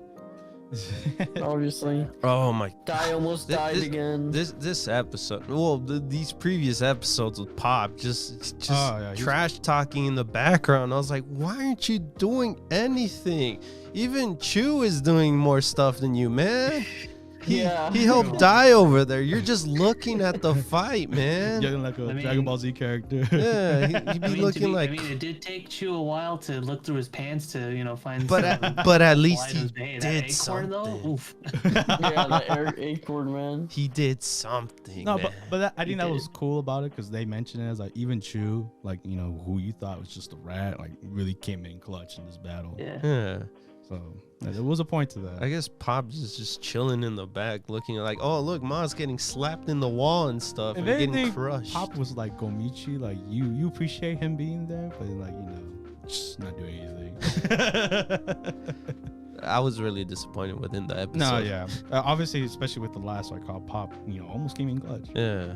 But it was sitting in the sidelines. Huh? Yeah, it was just his time to sit in the sidelines, bro. It's unfortunate. But yeah, man, mom was, she came in strong, but she got handicapped with the gloves, the goo, the goo, the goo glove, the goo. And I don't know. It was. I love every scene with mom. She legit was pulling her weight. It was, yeah. It just kind of sucks that she didn't get that final moment, but at least Dai. You have to give it to Dai, man. Gotta give it to Dai. The main character. Yeah, it's funny. Dai ended it though. It was crazy too. She escaped on her own. She rescued Dai, and then she pretty much defeated the guy. Well, she did have help with Pop with the fire spell. Just a little. Just a little. Hey, man, little thing home. little tiny thing. All right. But yeah, so I think she did most of the work. Yeah, most definitely. Yeah, for sure. Yeah. and I can't wait to see more Mom. You know, it was cool too, the whole conversation with Ma and him. Oh, the enemy. Yeah, the enemy about himself. And it's kind of like reflecting with Dai as well, like how they both have daddy issues and stuff, and how Dai and him are like in the same coin, but they're in a different issue. Different perspective on how they received or how the conflict became. You know. Yeah. He's trash. Yes, as his dad would call him, trash. Trash. But yeah. And yeah, that was the episode. Obviously, the sword was fake because fake. It's a phony. Yeah, it just fell apart. Yeah, Zams is not gonna let something like a real sword of champions just like lying there, you know? Yeah. It's not even gonna be used. Yeah, so we will see if Dai will actually get the sword of champions. Who knows? From Hadler. Hadler's regenerating over there. Yes, he's healing really No, well. I think they confirmed that like because he mentioned Zamza mentioned that like the real sword is with Hadler. No, I know. He has so he's gonna. So we're definitely gonna see Hadler before he actually gets the sword itself for sure. You got me there. But it's funny though. He's in his little container thing. Himself. Yeah. Hopefully. He got ripped in half. Remember? Yeah. That's true. That was funny though. And with that wraps up our animes. And obviously we had a lot to talk about with the closing ones. But we move on to the news, which is a lot of news, as you can tell. Last week we covered a bit of E3, like I think barely day one. It was like day 0, I guess. Day 0. Yeah. And now we have covering the whole E3, what we thought was interesting, what stood out to us. And we're going to be starting off with Cruis'n Blast announcement. If you don't know that name, but by the name, I think you should know. If you ever went to the arcades in the 90s or early 2000s, it was a beloved racing cabinet game that is just beloved. You could tell by the song that plays all the time in the background. Yeah. And like when you double pedal and ramp up your car, do flips, it was amazing. And I this one, Cruis'n Blast, I seen it also in the arcades in Dave & Buster's. It still holds up, and I was shocked honestly to even hear that it was getting a Switch version. I'm just wondering how it's gonna perform, obviously, because it's different from an arcade cabinet to to consoles, as we all know through history. But I just can't wait to play it, man. It's been so long since I played a good racing game that's not Forza or Gran Turismo. Yeah. Something that you could just say is just some high octane fun. Yeah. And honestly, I'm hoping that if this game sells well, that they can maybe commission the developer to make a new F-Zero game. Who knows? Ooh, damn. That would be very nice to see that. That would be great. We haven't got one since the GameCube. Or a new Crazy Taxi. Oh, Sega. That too. Yeah, the endless possibilities. But yeah, hopefully I'm gonna copy day one because obviously the tracks and cruising is just amazing. I like the unicorn car too. Oh, most definitely. I can't wait to be a unicorn in race. And with that, move on to the next gaming news. This one came out of nowhere. Well, it was announced. It did come out of nowhere, yeah. It was announced a couple months ago, but I completely forgot about it until today, as the recording of this. Pokemon Unite. If you don't know about the name, it's kind of like League of Legends, but with Pokemon. And it's crazy. I can't believe the direction they're going with Pokemon. Yeah, Pokemon's been opening their floodgates. Like everything's changing up. They're changing up real. I mean, it's really reminding me of like the Wii U days when they had Pokken tournament fighters and stuff. Yeah. Now, hey, we're getting that second wind, I feel. Oh yeah, most definitely. And it's a very everybody wanted Pokemon League of Legends. It's just an obvious mash of perfect goodness, and we don't have to wait that long because it will come out in July for the Switch, and it will also be on the Android and iOS on the phone on September. But people are gonna emulate the game on PC. Oh, most definitely, yeah. Oh, definitely, yeah. So, but the gameplay. What do you guys think about the gameplay? Oh, the gameplay in general was pretty cool. I enjoyed it. The whole what do you call it? from all. They had a ton of Pokemon too. It was not like only. It wasn't just Kanto. Yeah, it was all over the place. And of course, I guess the more from, because we didn't actually see like a physical gameplay. It was more like here, have this fight with this Pokemon, and it's crazy. I don't know how the Pokemon evolve or stuff like that. It kind of showed it in the cinematic trailer. Like you start off as your baby form, and then like if you keep catching Pokemon in the wild, which is like the jungle, your Pokemon evolves. So that's how you. All right.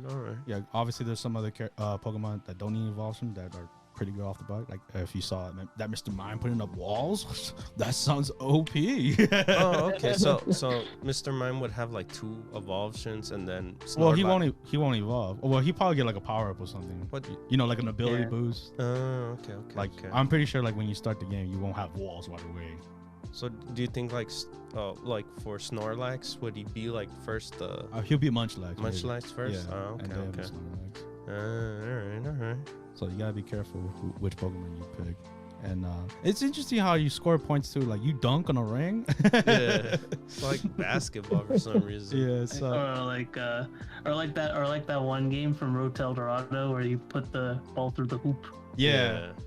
So we'll have to see more gameplay, but like the cinematic trailer was cool, and the little gameplay we saw gave a lot of info. Hopefully, I think it might be. Yeah, it is a free-to-play game. Oh, it is free. Yeah, it's free to play. Oh, so. Of course, in-game purchases. Then delicious skins. Yeah. It's gonna be weird for Pokemon to have skins, but yeah. I can already imagine already with the Pikachu Luchador. Oh, okay, yeah. Then so, I would see that too. And with that, we move on to the next game. Like we have a lot of game news. So, Guardians of the Galaxy was announced. And I think the Square Enix conference. Yeah, it was announced. Not only was this announced, this like had the whole caboodle showed off. Like we got the gameplay, we got the story premise, we got everything. I mean, we pretty much it looked really cool. Really cool. It was really cool, but I found it weird because we already had a Guardians game, the Telltale one, if I remember correctly, and now we did, yes. But that's not an action. RPG, an action-based game where you're I also want to mention what I really liked about this was it up front said that it was a single player experience. Like there was no multiplayer, no microtransactions, no always online mode or anything like that. It was just pure like a good old fashioned game. I feel like what they're doing with that, they're doing the Star Wars approach where like Star Wars was, obviously it was criticized for having a lot of games with like microtransactions and stuff, and so what they ended up doing was made Fall of the Orders. What was it? Oh, Jedi Fallen Order. Jedi Fallen Order, yeah, exactly. They made the Jedi Fallen Order game, and that was a single player hit. So I feel like Square and Marvel is trying to do the same thing with their Marvel IP and do a Guardians game that's only single player focused. And this also a thing too, where of course their latest Avengers game. No, yeah, that's what I was about to say. Like since their Avengers game kind of flopped and did not do so well, and I guess they're trying to get in people's good graces. Like we can't make games for Marvel, so hopefully Guardians does well. And I'm looking forward to it for the story itself and the whole interaction with your teammates. And you do if you accidentally say something wrong, then it's your fault or it's one of your teammates' fault. So that's what's cool about it. Choices matter. The dialogue tree. So yeah, I wonder what you're gonna say to Groot and what he's gonna say. He's Groot, man. I guess you can make him hate you by saying I am Groot in varying degrees of anger or happiness or. and I think I might aim maybe PS5, maybe PC, but nothing else.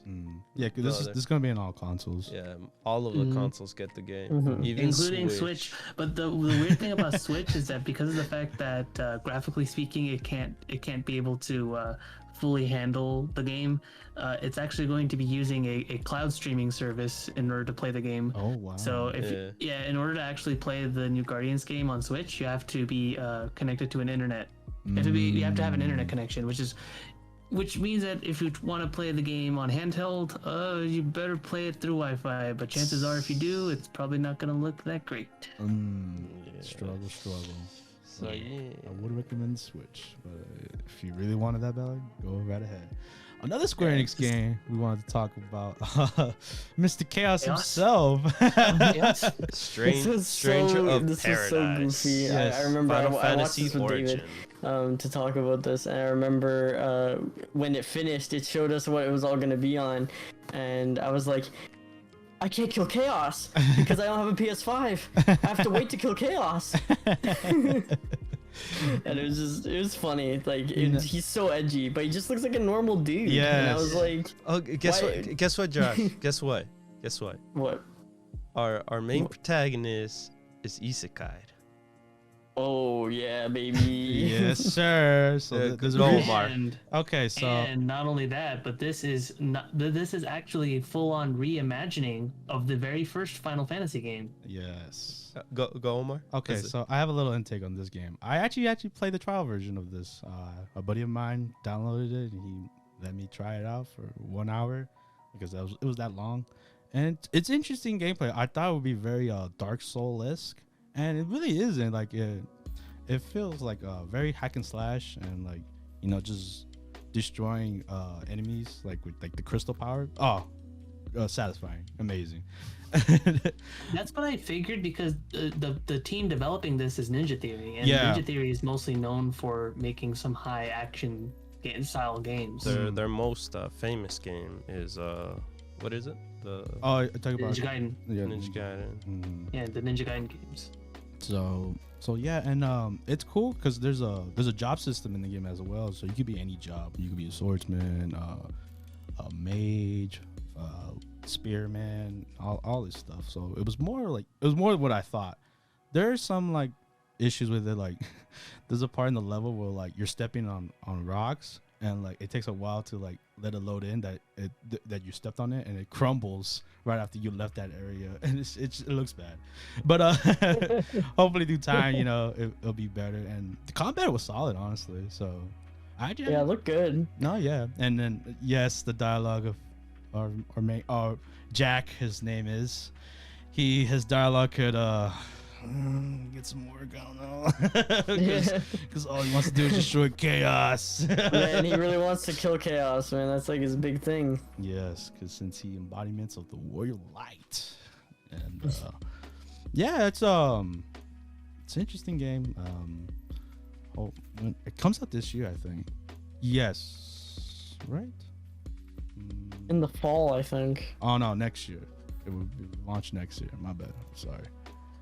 There's no date other than the year. Mm-hmm. So look forward to that. It's gonna be on all systems actually. It was strange that they chose the PS5 to only have the trial. Mm-hmm. So look forward to that. Gotta. If you don't have the PS5, you gotta wait to kill Chaos. Sorry. And with that, we move on to the next gaming news. This was on the Bethesda Xbox, yes. Redfall. If you don't know what this is a new IP, and it looks very much like another game I know that's coming out. Back 4 Blood, or also known as Life 4 Dead, but instead of killing zombies, you're killing vampires. Yeah, that's when I first saw the trailer, that's the very first thing I got was it's like a team multiplayer experience where you're going around killing vampires, and I'm like, this is Left 4 Dead. Yeah, but with superpowers. You have superpowers, and vampires are your enemy. And they didn't show gameplay, but they showed off a cool cinematic trailer, which looked promising. And for being a new RP, we'll see where it goes. It's from the people that made Dishonor, so that'll be interesting to see how the whole game mechanic works. Because Dishonor was a pretty good game if you guys ever played it. Very like you could play your own way, stealth or go gun blazing and stuff like that. Yeah, it'll be launching in summer of 2020. Yeah, 2022 next year. Wait, we're going back in time, baby. I mean 2022. My bad. Oops, sorry. I don't want to go back to 2020, bro. I don't. No, let's leave that in the past, man. So yeah, that's exciting news, and move on to the next gaming news. Babylon Fall is adding a PS5 version, because originally it was only going to be on the PS4 and PC, but this week they also announced for the PS5, because why wouldn't they? And if you don't know about Babylon Falls, it's the people Platinum Games is making this, so the people that made Nier Automata and all those great games. Yeah, interesting. From the trailer, it was interesting art style too. It's not your traditional like art, like regular art for like RPGs. This is like really, I don't know. This is obscure kind of art. It's very weird art, and it looks very PS4. Like it doesn't look next gen or anything like that. So, but I think they went for that type of art. It's not like they're not throwing it away, you know. Yeah. They're throwing the game in the trash or stuff. They're going in a different style from any other kind of game, I guess. No, yeah, and it's like a dungeon crawler, right? Kind of felt like it. Yeah, dungeon crawler, co-op, you know, 4-player co-op, and had also like this Nier Automata type of art, I guess combat. Yeah, like like in the characters in the trailer, like they were getting weapons from like invisible air and stuff. Like the archer guy, he had like 5 bows in his bag when he ran out of ammo or something. I don't know. Yeah, and but yeah, I've been noticing like literally last game and this one, like co-op is a really big deal, like 4-player co-op now. I feel because people have been missing it for a while. Yeah, most definitely. I remember like the only thing 4-player co-op was Borderlands. Yeah, that was filling that hole. So I'm glad to see more 4-player co-op.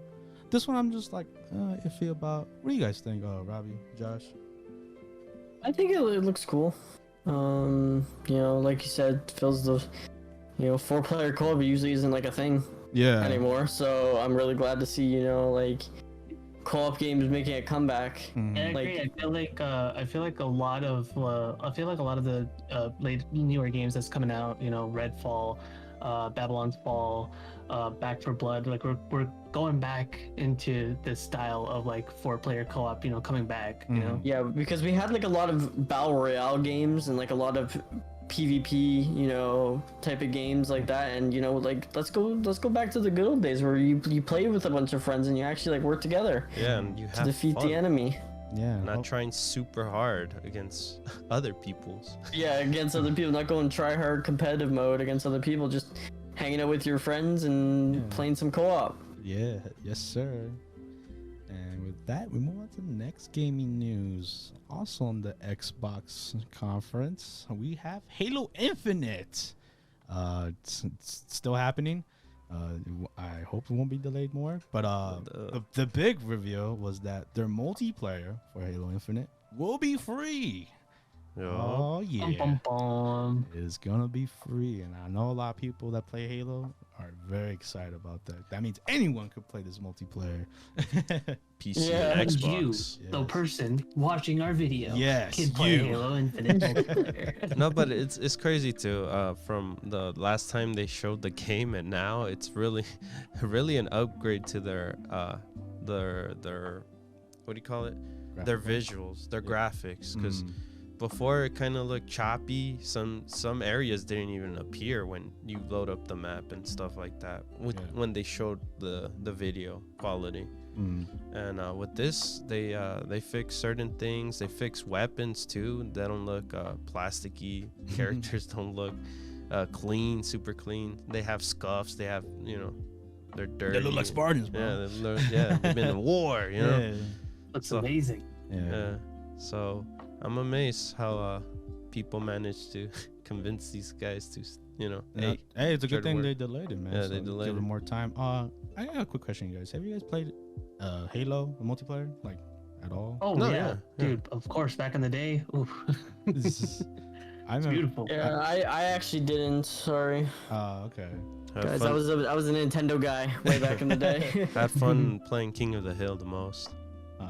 King of the Hill was one of my favorite ones. I remember playing King of the Hill, Slayer, Capture the Flag. Oh my goodness. Yeah, I remember 1 and 2. Classic. 1 and 2 playing it at school in the computer class. Oh, great times. Oh my god. I think I remember it too because we all went to the same high school, different years, but we all went to the same high school. The computer labs and everything all had the Halo 1 demo all installed on all computers. Yes, and sir. so you were able to play it on a LAN server, which is crazy. Yeah, it was insane. That is crazy that they would keep that installed. I remember playing Doom on the computers. Oh, remember back in the day. Remember Unreal Tournament 3? Oh man. I remember. Oh my goodness. That was my game. Unreal Tournament. But yeah, amazing times. yeah, Halo Infinite multiplayer. Get hyped. You know, if you own an Xbox or PC. Or PC, yes, get hyped. It's gonna be free. So don't give me the excuse that you don't got Halo Infinite multiplayer. Yeah, so better not hear it from you guys. No, but you could, of course, the only thing for Halo Infinite is the story itself. I think you gotta purchase that. No, yeah, you most definitely. You gotta buy the story, like a movie. I wonder though, that now that you bring it up, how much you think it would be for just the story? Still the full price? Ooh. Since the multiplayer is gonna be free. How much is a movie these days? A movie? Yeah. I don't think Halo would be that cheap. Depends though. where you go. I mean, I hope it is. I know it won't be, but I hope it is. No, you know what? I think maybe I'll give my, I guess, price maybe $50. That's what I'm thinking too, since it's just a story. Yeah. But it is Xbox's baby, so I know they'll go full price. They want to make their money back. Exactly. So we'll see. They'll get it on loot boxes and they'll get it on other stuff. Oh my god! Imagine. You make a great point because the next segment we're going into is a EA game, and also known as Battlefield 2042. They challenge everything. And it's been a while since we had a Battlefield game since the catastrophe of 5 didn't do so hot, and they try to rip off the Battle Royale mode. Does anyone remember that? Back to their roots. Well, they kind of went back to the roots, but they're kind of changed it up in a way too, where now they add the element of natural disasters, weather, and the future, obviously. That too. With your soldier could grapple hook or do other mysterious things. Or go into a tornado. Grapple a tornado, make it your horse or something. It sounds weird, but you watch the gameplay. It's interesting, and it's also gonna have like what? How much players? It's gonna be 124 lobbies, so it's gonna be huge. Yeah. Well, obviously it's Battlefield that they're known for the huge battles, and because before it was like 64 players within. Yeah, 64 was always standard. Yeah, standard. This kind of stuff. Yeah, so now they pushed it even more. Yes, on the new gens, obviously they're gonna hold that kind of lobbies, and it'd be 128, right? Because that's like exactly twice as much as 64. Yeah.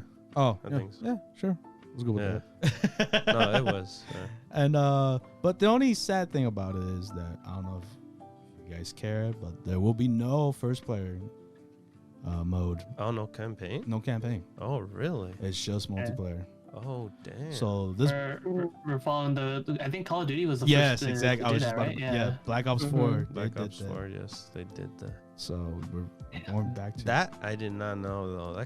That kind of sucks. Yes. So with that is a billion step backwards, especially considering the format that Battlefield Hardline did with the episodes. Yeah. Previously on Battlefield Hardline. I miss those days. But the reason they did that is because so they could focus more on multiplayer. Yeah, it makes sense. And with that being said, same question. Full price? Yes. Yes. 100%. Yeah, it's EA. Come on. Yeah, it's EA. Quick question. You know what? 70? 70. No. And all the DLC that's gonna come up with it too. It's gonna be like $30. No, free DLC, but $70. And a season pass. And a season. No. Battle pass. And microtransactions. Oh, most definitely. Battle pass with the season pass. Yes. You also got to get the skins too. Of course. All that. You gotta look cool. Loot boxes. I don't know about that. People are shying away from that these days. It's EA, man. Oh, you're right. Challenge everything. Challenge everything. And with that, we move on to the next gaming news. This was a surprise. This was a shock on the Nintendo Direct.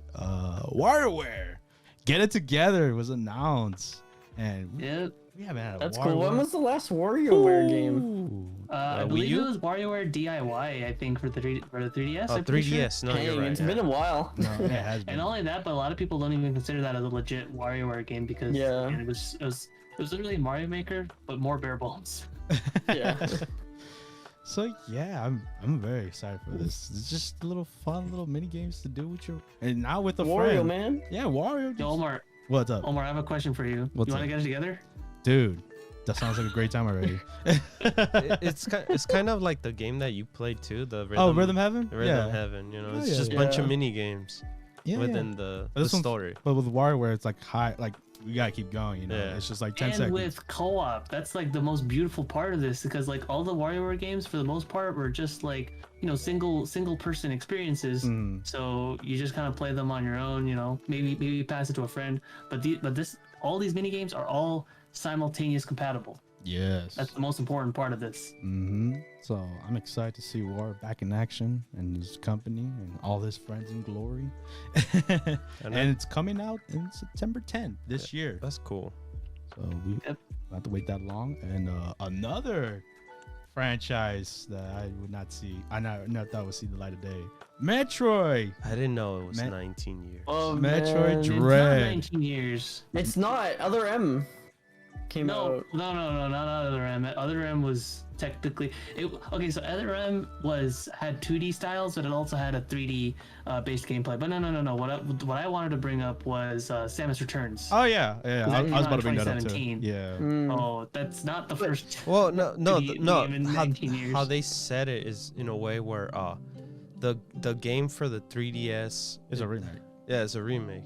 It was a remake, but I don't know. I still consider it a new game, especially with all the new mechanics. Like it felt like its own new game because other than like the setting and like the fact you had to hunt down like 36 like Metroids and stuff, it was pretty much its own thing. There was a lot of new content and stuff that was added in. But I don't know. You have to keep in mind like they were reusing the same story from the second Metroid Returns, the original. That's true. Yeah. So this is definitely all new. This is from scratch, different enemies this time. Big giant robots. Metroid 5, right? Metroid 5, yeah.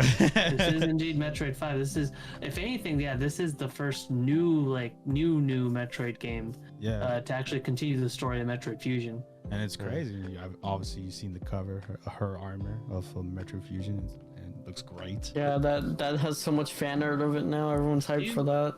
Do you guys remember when like Metroid Dread was like first hinted at way back in like 2007? No, man. Around there.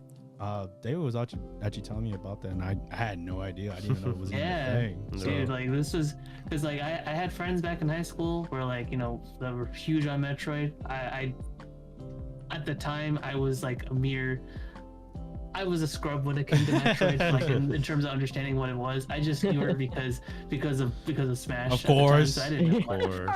But everybody else, well, man, they were like, oh man, Metroid Prime is like, it's the best. It's come out after 3. It's like, oh man, we're gonna get Metroid Dread. So yeah, man. I still distinctly remember that. So it's just crazy that like after literally like 14 years talking about Metroid Dread, that it's finally happening, like legit. Yeah, and it's coming early. Yeah, and it's coming this year as well, on that October 8th. So a lot of the games. And they got Mercury Steam on all over this too. You know, the developers that made Samus Returns. Yeah, exactly. So you can see their mechanics very well in their trailer. With that melee attack too. I was like, as soon as I saw that melee attack, I'm like, that's Mercury Streams. Automatically knew.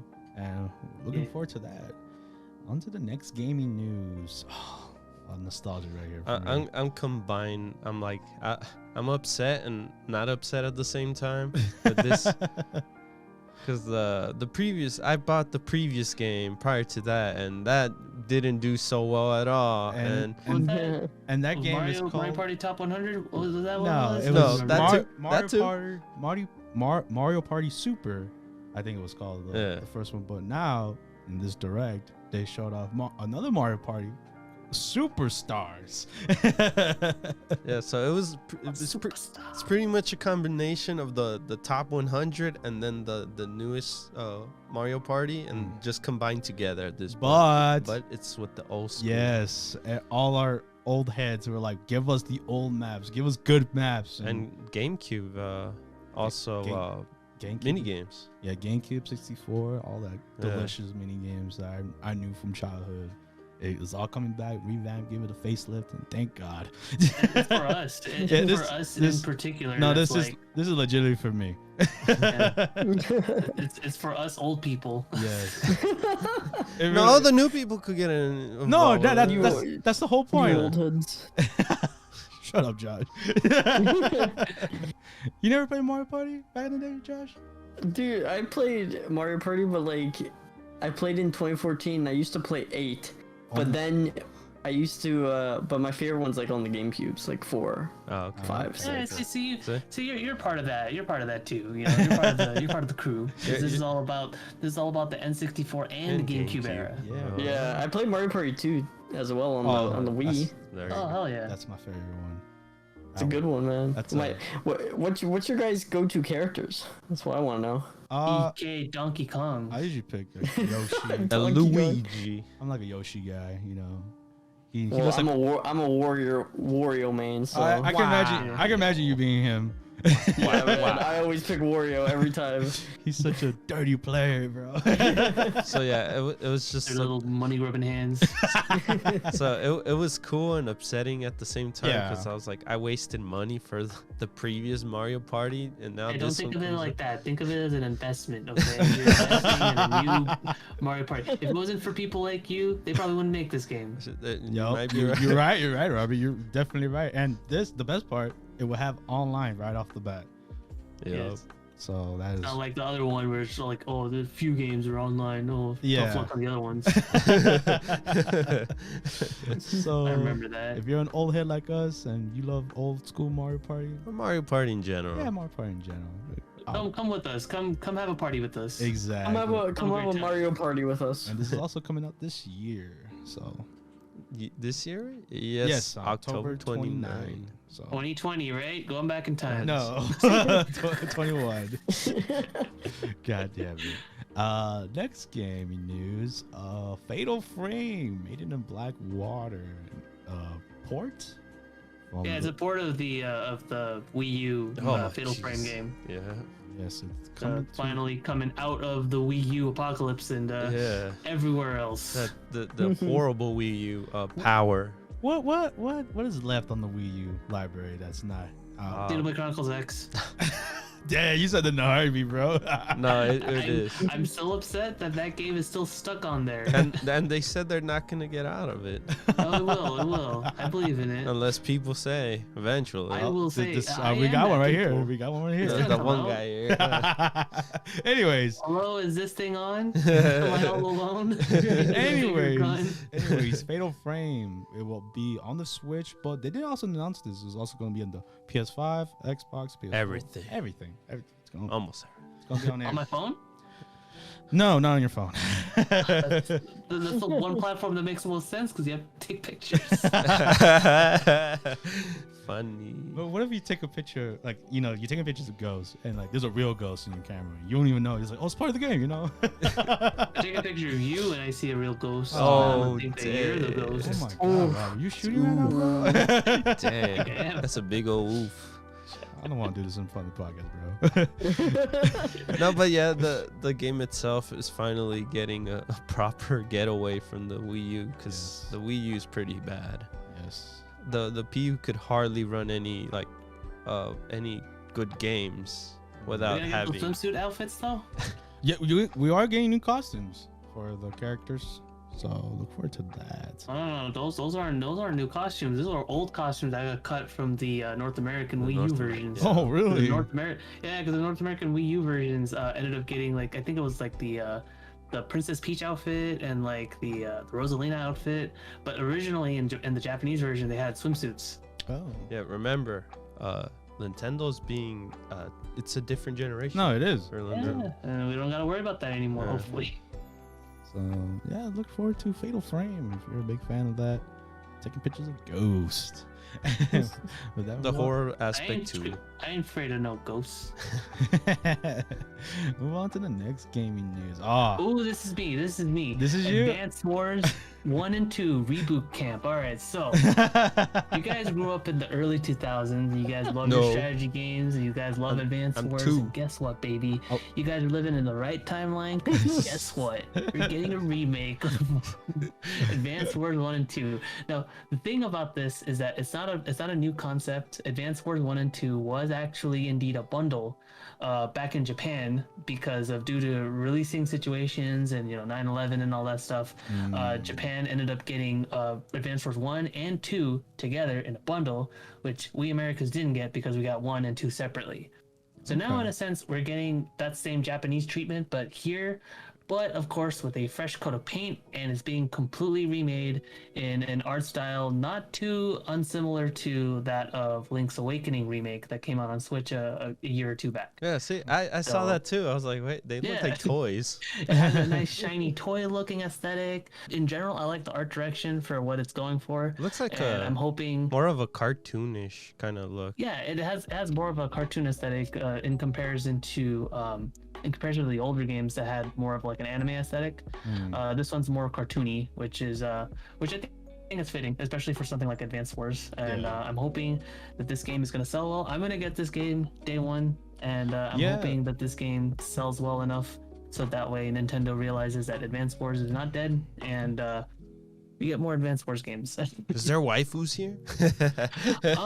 Do you say that because of intelligence systems? Yeah. So the thing is that like Advance Wars, mechanically speaking, is very different than, because if you guys know what intelligence systems, or if intelligence system sounds familiar to you guys, they're the developers of the Fire Emblem series, and as you guys all know, Fire Emblem has gotten a huge resurgence because of Awakening and stuff, and is now one of Nintendo's top franchises now, and a lot of that has to do with not just the fact that Marth and Roy were in Melee, Smash Brothers Melee, but also because of Advance Wars.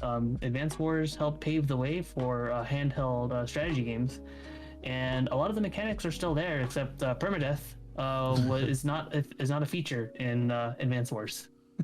Okay. You basically control a lot of nameless soldiers and tanks and stuff like that, and yeah, you don't gotta worry about permadeath. You got your COs and stuff like that, and those are your characters basically. But yeah, they do all have stories and stuff, and they're a lot more lighthearted than Fire Emblem for sure. But I just hope this game sells well so we get new Advance Wars games. That's why I just popped it out. Yeah, man, I'm excited to play it because I never played those games. But moving on to the next gaming news, Super Monkey Ball Banana Mania. It was announced for not only for the Switch, that's where it was everything except for mobile. I know someone's gonna ask me. Can I play this? Let me ask you another question. Is it gonna come out on Mac? Oh my god, I hate you. Yeah, it will, Robbie. Nice. We could just, I don't know, emulate or something. But yes, Super Monkey Ball. If you don't know this game, it's an old franchise that was on the GameCube at first. And it's just a fun little Super game. Monkey Ball has gotten like this really crazy cult following. Like people love that game now. Like it's like they're religious. Didn't it first come out in Dreamcast? You control a little monkey. You're a little monkey in a ball, and you're just going around trying not to fall off the side and die.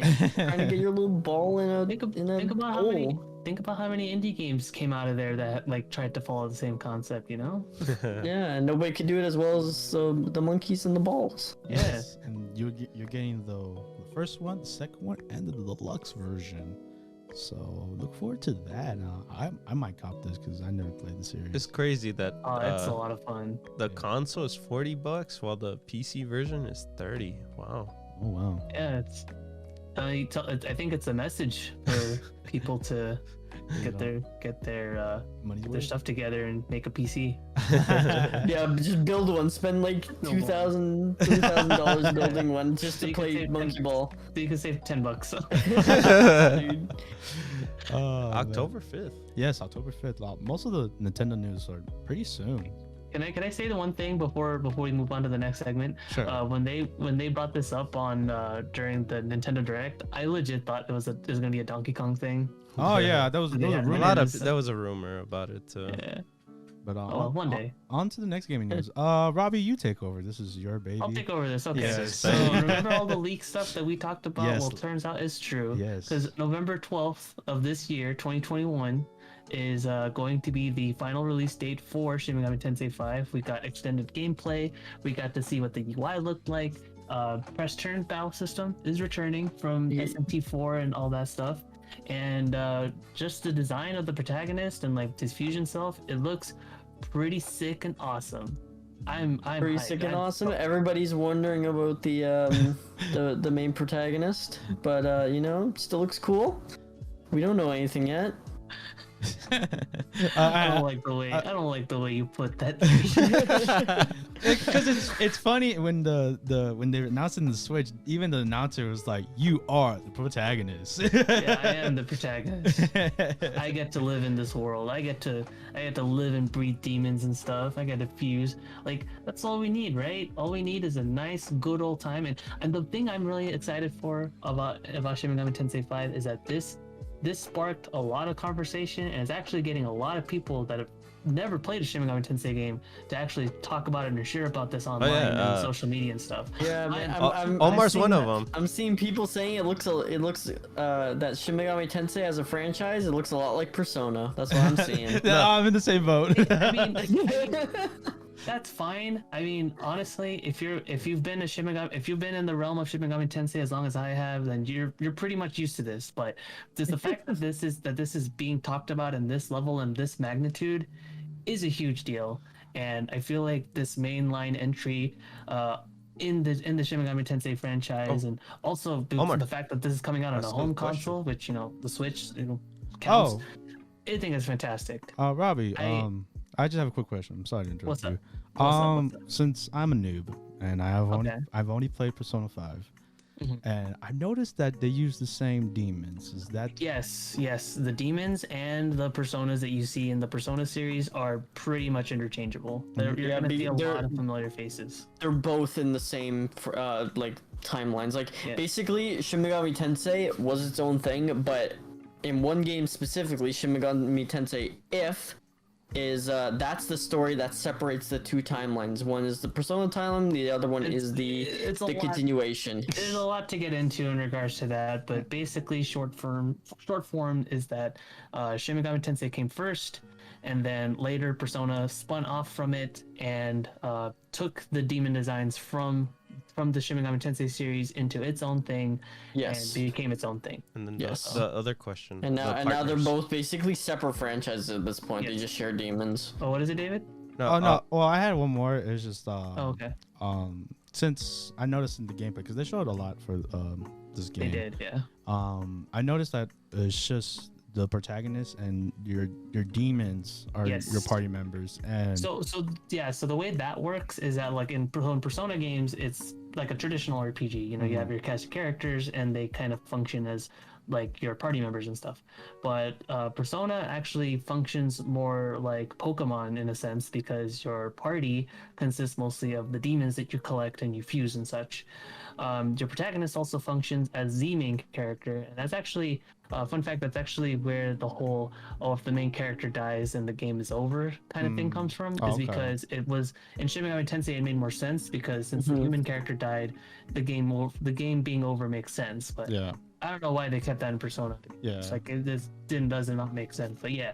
Well, like also I want to say that like Shin Megami, like Persona 3, 4, and 5 are pretty like similar gameplay, like, well, not like similar like story obviously, but like they have the same formula. You're kind of like a high school kid, you go to school, stuff like that. But every Shin Megami Tensei game is pretty much like in its own contained universe as well. Like you have some that take place in post-apocalyptic Tokyo, you have some that take place in 1930s, you know, Japan.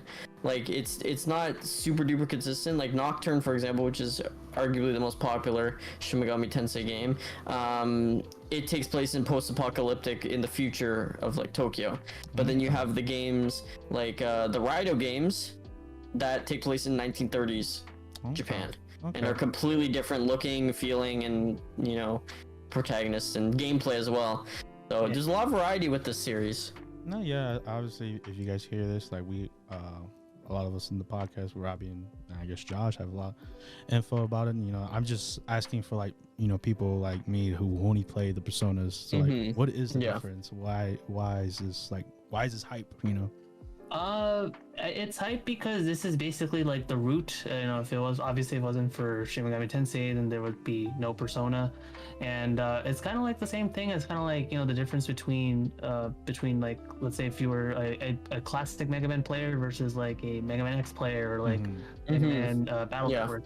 Like you gotta go back to your roots. Okay. And a lot of what gives those roots personality is kind of what makes it its own thing. Like Shin Megami Tensei has a different feel than, let's say, Persona does, and for a lot of people, like the feel and atmosphere of Shin Megami Tensei, you're not gonna get that elsewhere. You're gonna get that only in stuff like Shin Megami Tensei and stuff. So. Yeah, like I'd also say that the Shin Megami Tensei and Persona at this point, like I said, are almost completely different franchises. They're still part of the same umbrella, but they ultimately deal with different themes. Like Persona's a lot more lighthearted in ways, while Shin Megami Tensei often deals with like the apocalypse, end of the world, I'm curious. stuff like that.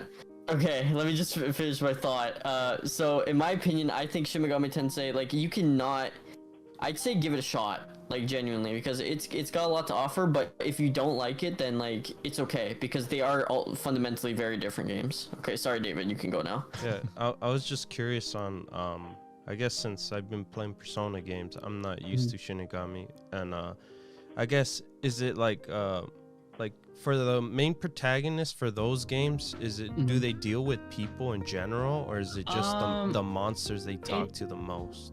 It depends on certain. It depends on the games, and for stuff like Nocturne, you do only primarily interact with demons. But if it was like stuff like Shin Megami Tensei 4, for instance, that one has more of a human cast, especially Apocalypse. Oh boy, that's basically just Persona, but with the Shin Megami Tensei coat of paint. Or like Raido as well, which is all just humans basically. Yeah, but but no, for the mainline Shin Megami Tensei games, it all varies. It can be either a cast of characters, a cast of humans, or a cast of demons, or maybe a cast of angels. Who knows? It can take place in any place. Like Strange Journey takes place in Antarctica. You got all different types of Tōkyōs, different time periods. Like you got a lot. I'd recommend checking out the series further back than just 5, because it's got a lot to offer. Like there's a lot of variety to it. And there's pretty much every type of game too. They've dabbled in like all types of different RPG styles. Like I always bring up Raido, but it's completely different. It's an action RPG basically, and not like a turn-based. The fun fact about Raido, that's a spin-off too, just like the main Shin Megami Tensei game. Yeah. And alright, with that amazing info that Robbie and Josh gave out, we move on to the next gaming news. We'll do a twofer with this one. The Legend of Zelda had their own little segment. And the ones we want to talk about is their Game & Watch version of the Legend of Zelda. I'm excited about this one. Yeah, it's actually pretty cool. It's cool, and like especially if you compare it to the Mario one. The Mario one looks super pale in comparison to this one, because this one at least has 3 whole games. Technically 4 if you want to include that nice Game & Watch thing. Yeah, so that's very cool. That's a very cool novelty to have. I like to say so myself. And if you just want to play the classic Zelda games, go right ahead. But like the big news that the Nintendo dropped was the Legend of Zelda Breath of the Wild sequel. It is. Oh yeah, we've been teased about that before, but we're finally getting some. It has an official title. It's called Genshin Impact. Please, no, that meme needs to die. No, obviously, it's the sequel to Breath of the Wild. I'm just gonna say it's gonna be 2 or something like that. And they showed off a lot of being in the air, like air mobility, air combat, and new abilities. Yeah, so time and then warping within the rocks, appearing different areas. It was crazy. Yeah, so it definitely feels like a culmination of like a lot of the previous like Zelda quirks. Like again, time manipulation is something I can definitely say, like Ocarina of Time or Majora's Mask, and going through rocks. It kind of reminds me of like Link Between Worlds, how like Link was able to meld into the painting. So it looks really cool. The joke, guys, the joke. We're not gonna be able to play Zelda. Oh my god. What do you mean? I think it'd be real cool if Zelda was a girl. No, because she fell in a pit. Yeah, that's true. She's gone. She's gone again. R.I.P. But yeah, gameplay looks great. There was a rumor that we might get announced a Nintendo Switch Pro with this game. Oh, the rumors of that? Yeah, but that's why the it's till 2022. They pushed it back. So they put it at that time. We'll see if that's true, because this game looks gorgeous, even with just base Switch. I'm just hoping that this rumored Switch Pro actually runs way better than the PlayStation 4 Pro, because oh boy, that console was a nightmare. So I'm hoping Nintendo gets it together with their pro version. Yes, so we're all hoping for that. And with that, move on to our last gaming news, and for a good reason. I know we talked about so many games, and like what could be the last gaming news you guys have to cover? Ganondorf dies. Ganondorf gets dropped in a pit by a famous fighting game character announced for the Smash Brothers Ultimate DLC Season Pass, and that is Kazuya Mishima. I almost guessed it. That's crazy, honestly. I did not expect that to be a character. I think, honestly, all of this makes sense. No, it does make sense. Full circle. It comes full circle, considering how crazy, like, the characters that has been coming into Tekken. I feel like it makes perfect sense to have Kazuya in a crossover style game. No, yeah, like Smash Brothers. And it's cool with the trailer itself. It showed off him fighting Ryu with the Street Fighter Cross Tekken, and then you see him with Terry, and I'm just like, oh my god, we're getting all these crossovers before they actually happen. But yes, Kazuya, which I thought would be Heihachi, knowing that's PlayStation. Oh, he's already in PlayStation All-Stars, bro. Yeah, but I'm just glad that he's in the background, in his stage. And yeah, man, Kazuya looks dope. I'm surprised they kind of gave him a wave dash, and obviously the 10-hit combo. how are people gonna pull that off? I will love to see when gotta hit the star button, man. Star button. Oh man! Just to pause for a minute before you start smashing the button so hard. I feel like it's gonna smash the A button with just different directions, man. Oh my god, it's gonna be a pain.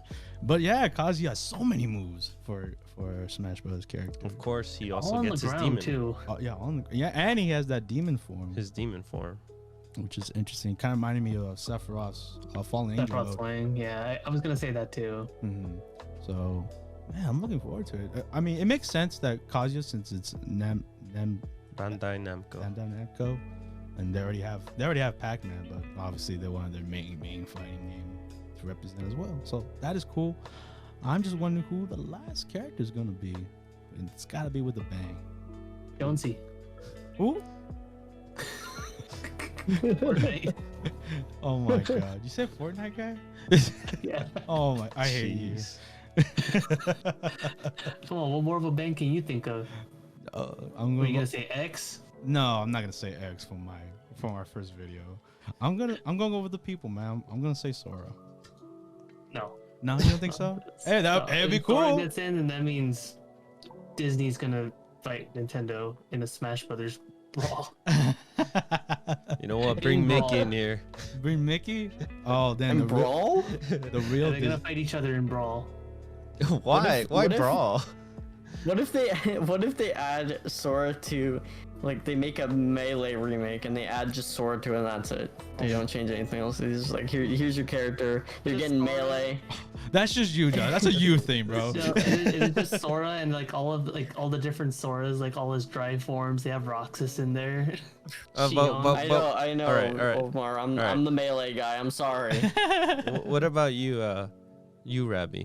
Who do you think would be the last character? Shoot, I already got my character. I already got Pyra Mythra. That is true. But like, I guess if I were to absolutely pick one, Doom Guy. Doom Guy. I think Doom Guy, because Doom Guy is iconic. Like he's like the face of like first-person shooter games. Like Doom getting in as like an SNES game makes a lot of sense. Doom 64.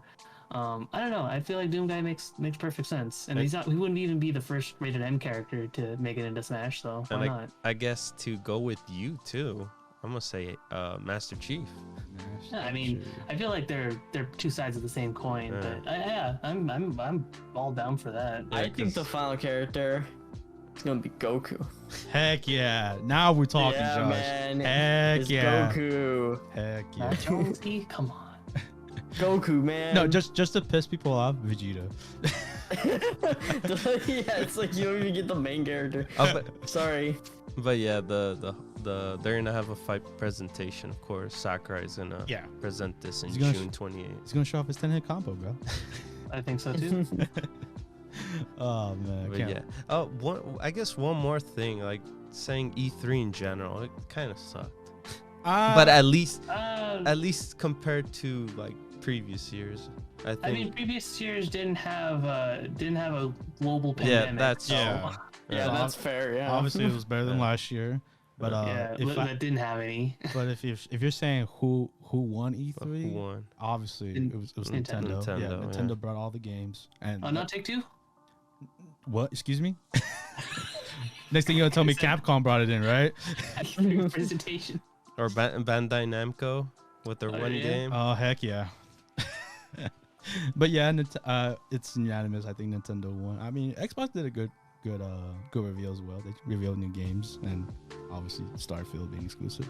But yeah, that was E3 in a nutshell. And I know we talked a lot, but we still have anime news. And with that, we move on to the first anime news. We covered this news we did. Like a year ago now. It's crazy. I can't believe it's been that long. But yeah, you're right. It's been a year ago, but Fina, Pirate Princess. We have a trailer for it, and and it looks amazing. It does look amazing. It looks so good. Yes, and obviously we talked about the concept of the story, how this princess is, she was like pirates, and then the samurais, and they're gonna go find her dad. Art style is nice too. Yes. Yeah, I agree. Of course, IG is on the roll right now. They're steaming. They're steaming on the train. I've said this before, but like I feel like we need more entries in the pirate genre. Obviously, you got stuff like One Piece, but like I was mentioning that to David when we were watching it too. I was like, there's not a lot of pirate anime other than like One Piece. The only other anime that I can think of, and I brought this up even when we first talked about Fana, was Bodacious Space Pirates, and that came out 10 years ago. So the fact that we have another one, it's definitely going to be different than Bodacious, but still. I mean, maybe something like Space Dandy could be classified as like a pirate thing. Have you seen Bodacious Space Pirates? This actually fits more in line with that one because it has it with the whole crew. You got the pirate ship and everything. I can't wait to watch Bodacious Space Pirates. Can you say Cowboy Bebop also? No, that's more of a Space Pirate. Oh, I hate you. I said it. Oh, I hate you. But yeah, Fana, Pirate Princess, amazing trailer. It looks gorgeous. It gives that feel. Of course, we said it before. It has that westernized slice Japanese feel. That's what's cool about it. I'm glad that's coming back because we used to get a lot of back in the day. We used to get a lot of those types of anime back in the late 90s to mid 2000s. So. No, yeah, I'm glad that's coming back. No, I'm very excited. When is it coming out? It's coming out. What was it? Hold on. It's coming out. The end of June. June. Oh wow, that is crazy because this is gonna be on Crunchyroll and on Adult Swim. Believe it or not. Yeah, I couldn't believe that when I saw it. I was like, Adult Swim? What? Yeah. So this is honestly, this fits right into Adult Swim's alley. So it makes perfect sense. So look forward to this, man. I'm looking forward to it very much. So. Oh, same here. Especially with the next news. Oh yes. You thought we were done talking about IG? Oh no. No. We have another IG project. It's a movie as well. It is The Deer King. This surprised me because when I saw it, I was like, I didn't hear anything about this. Me either. I had no idea this was even going on. No, and then I look at it and I'm like, this looks amazing.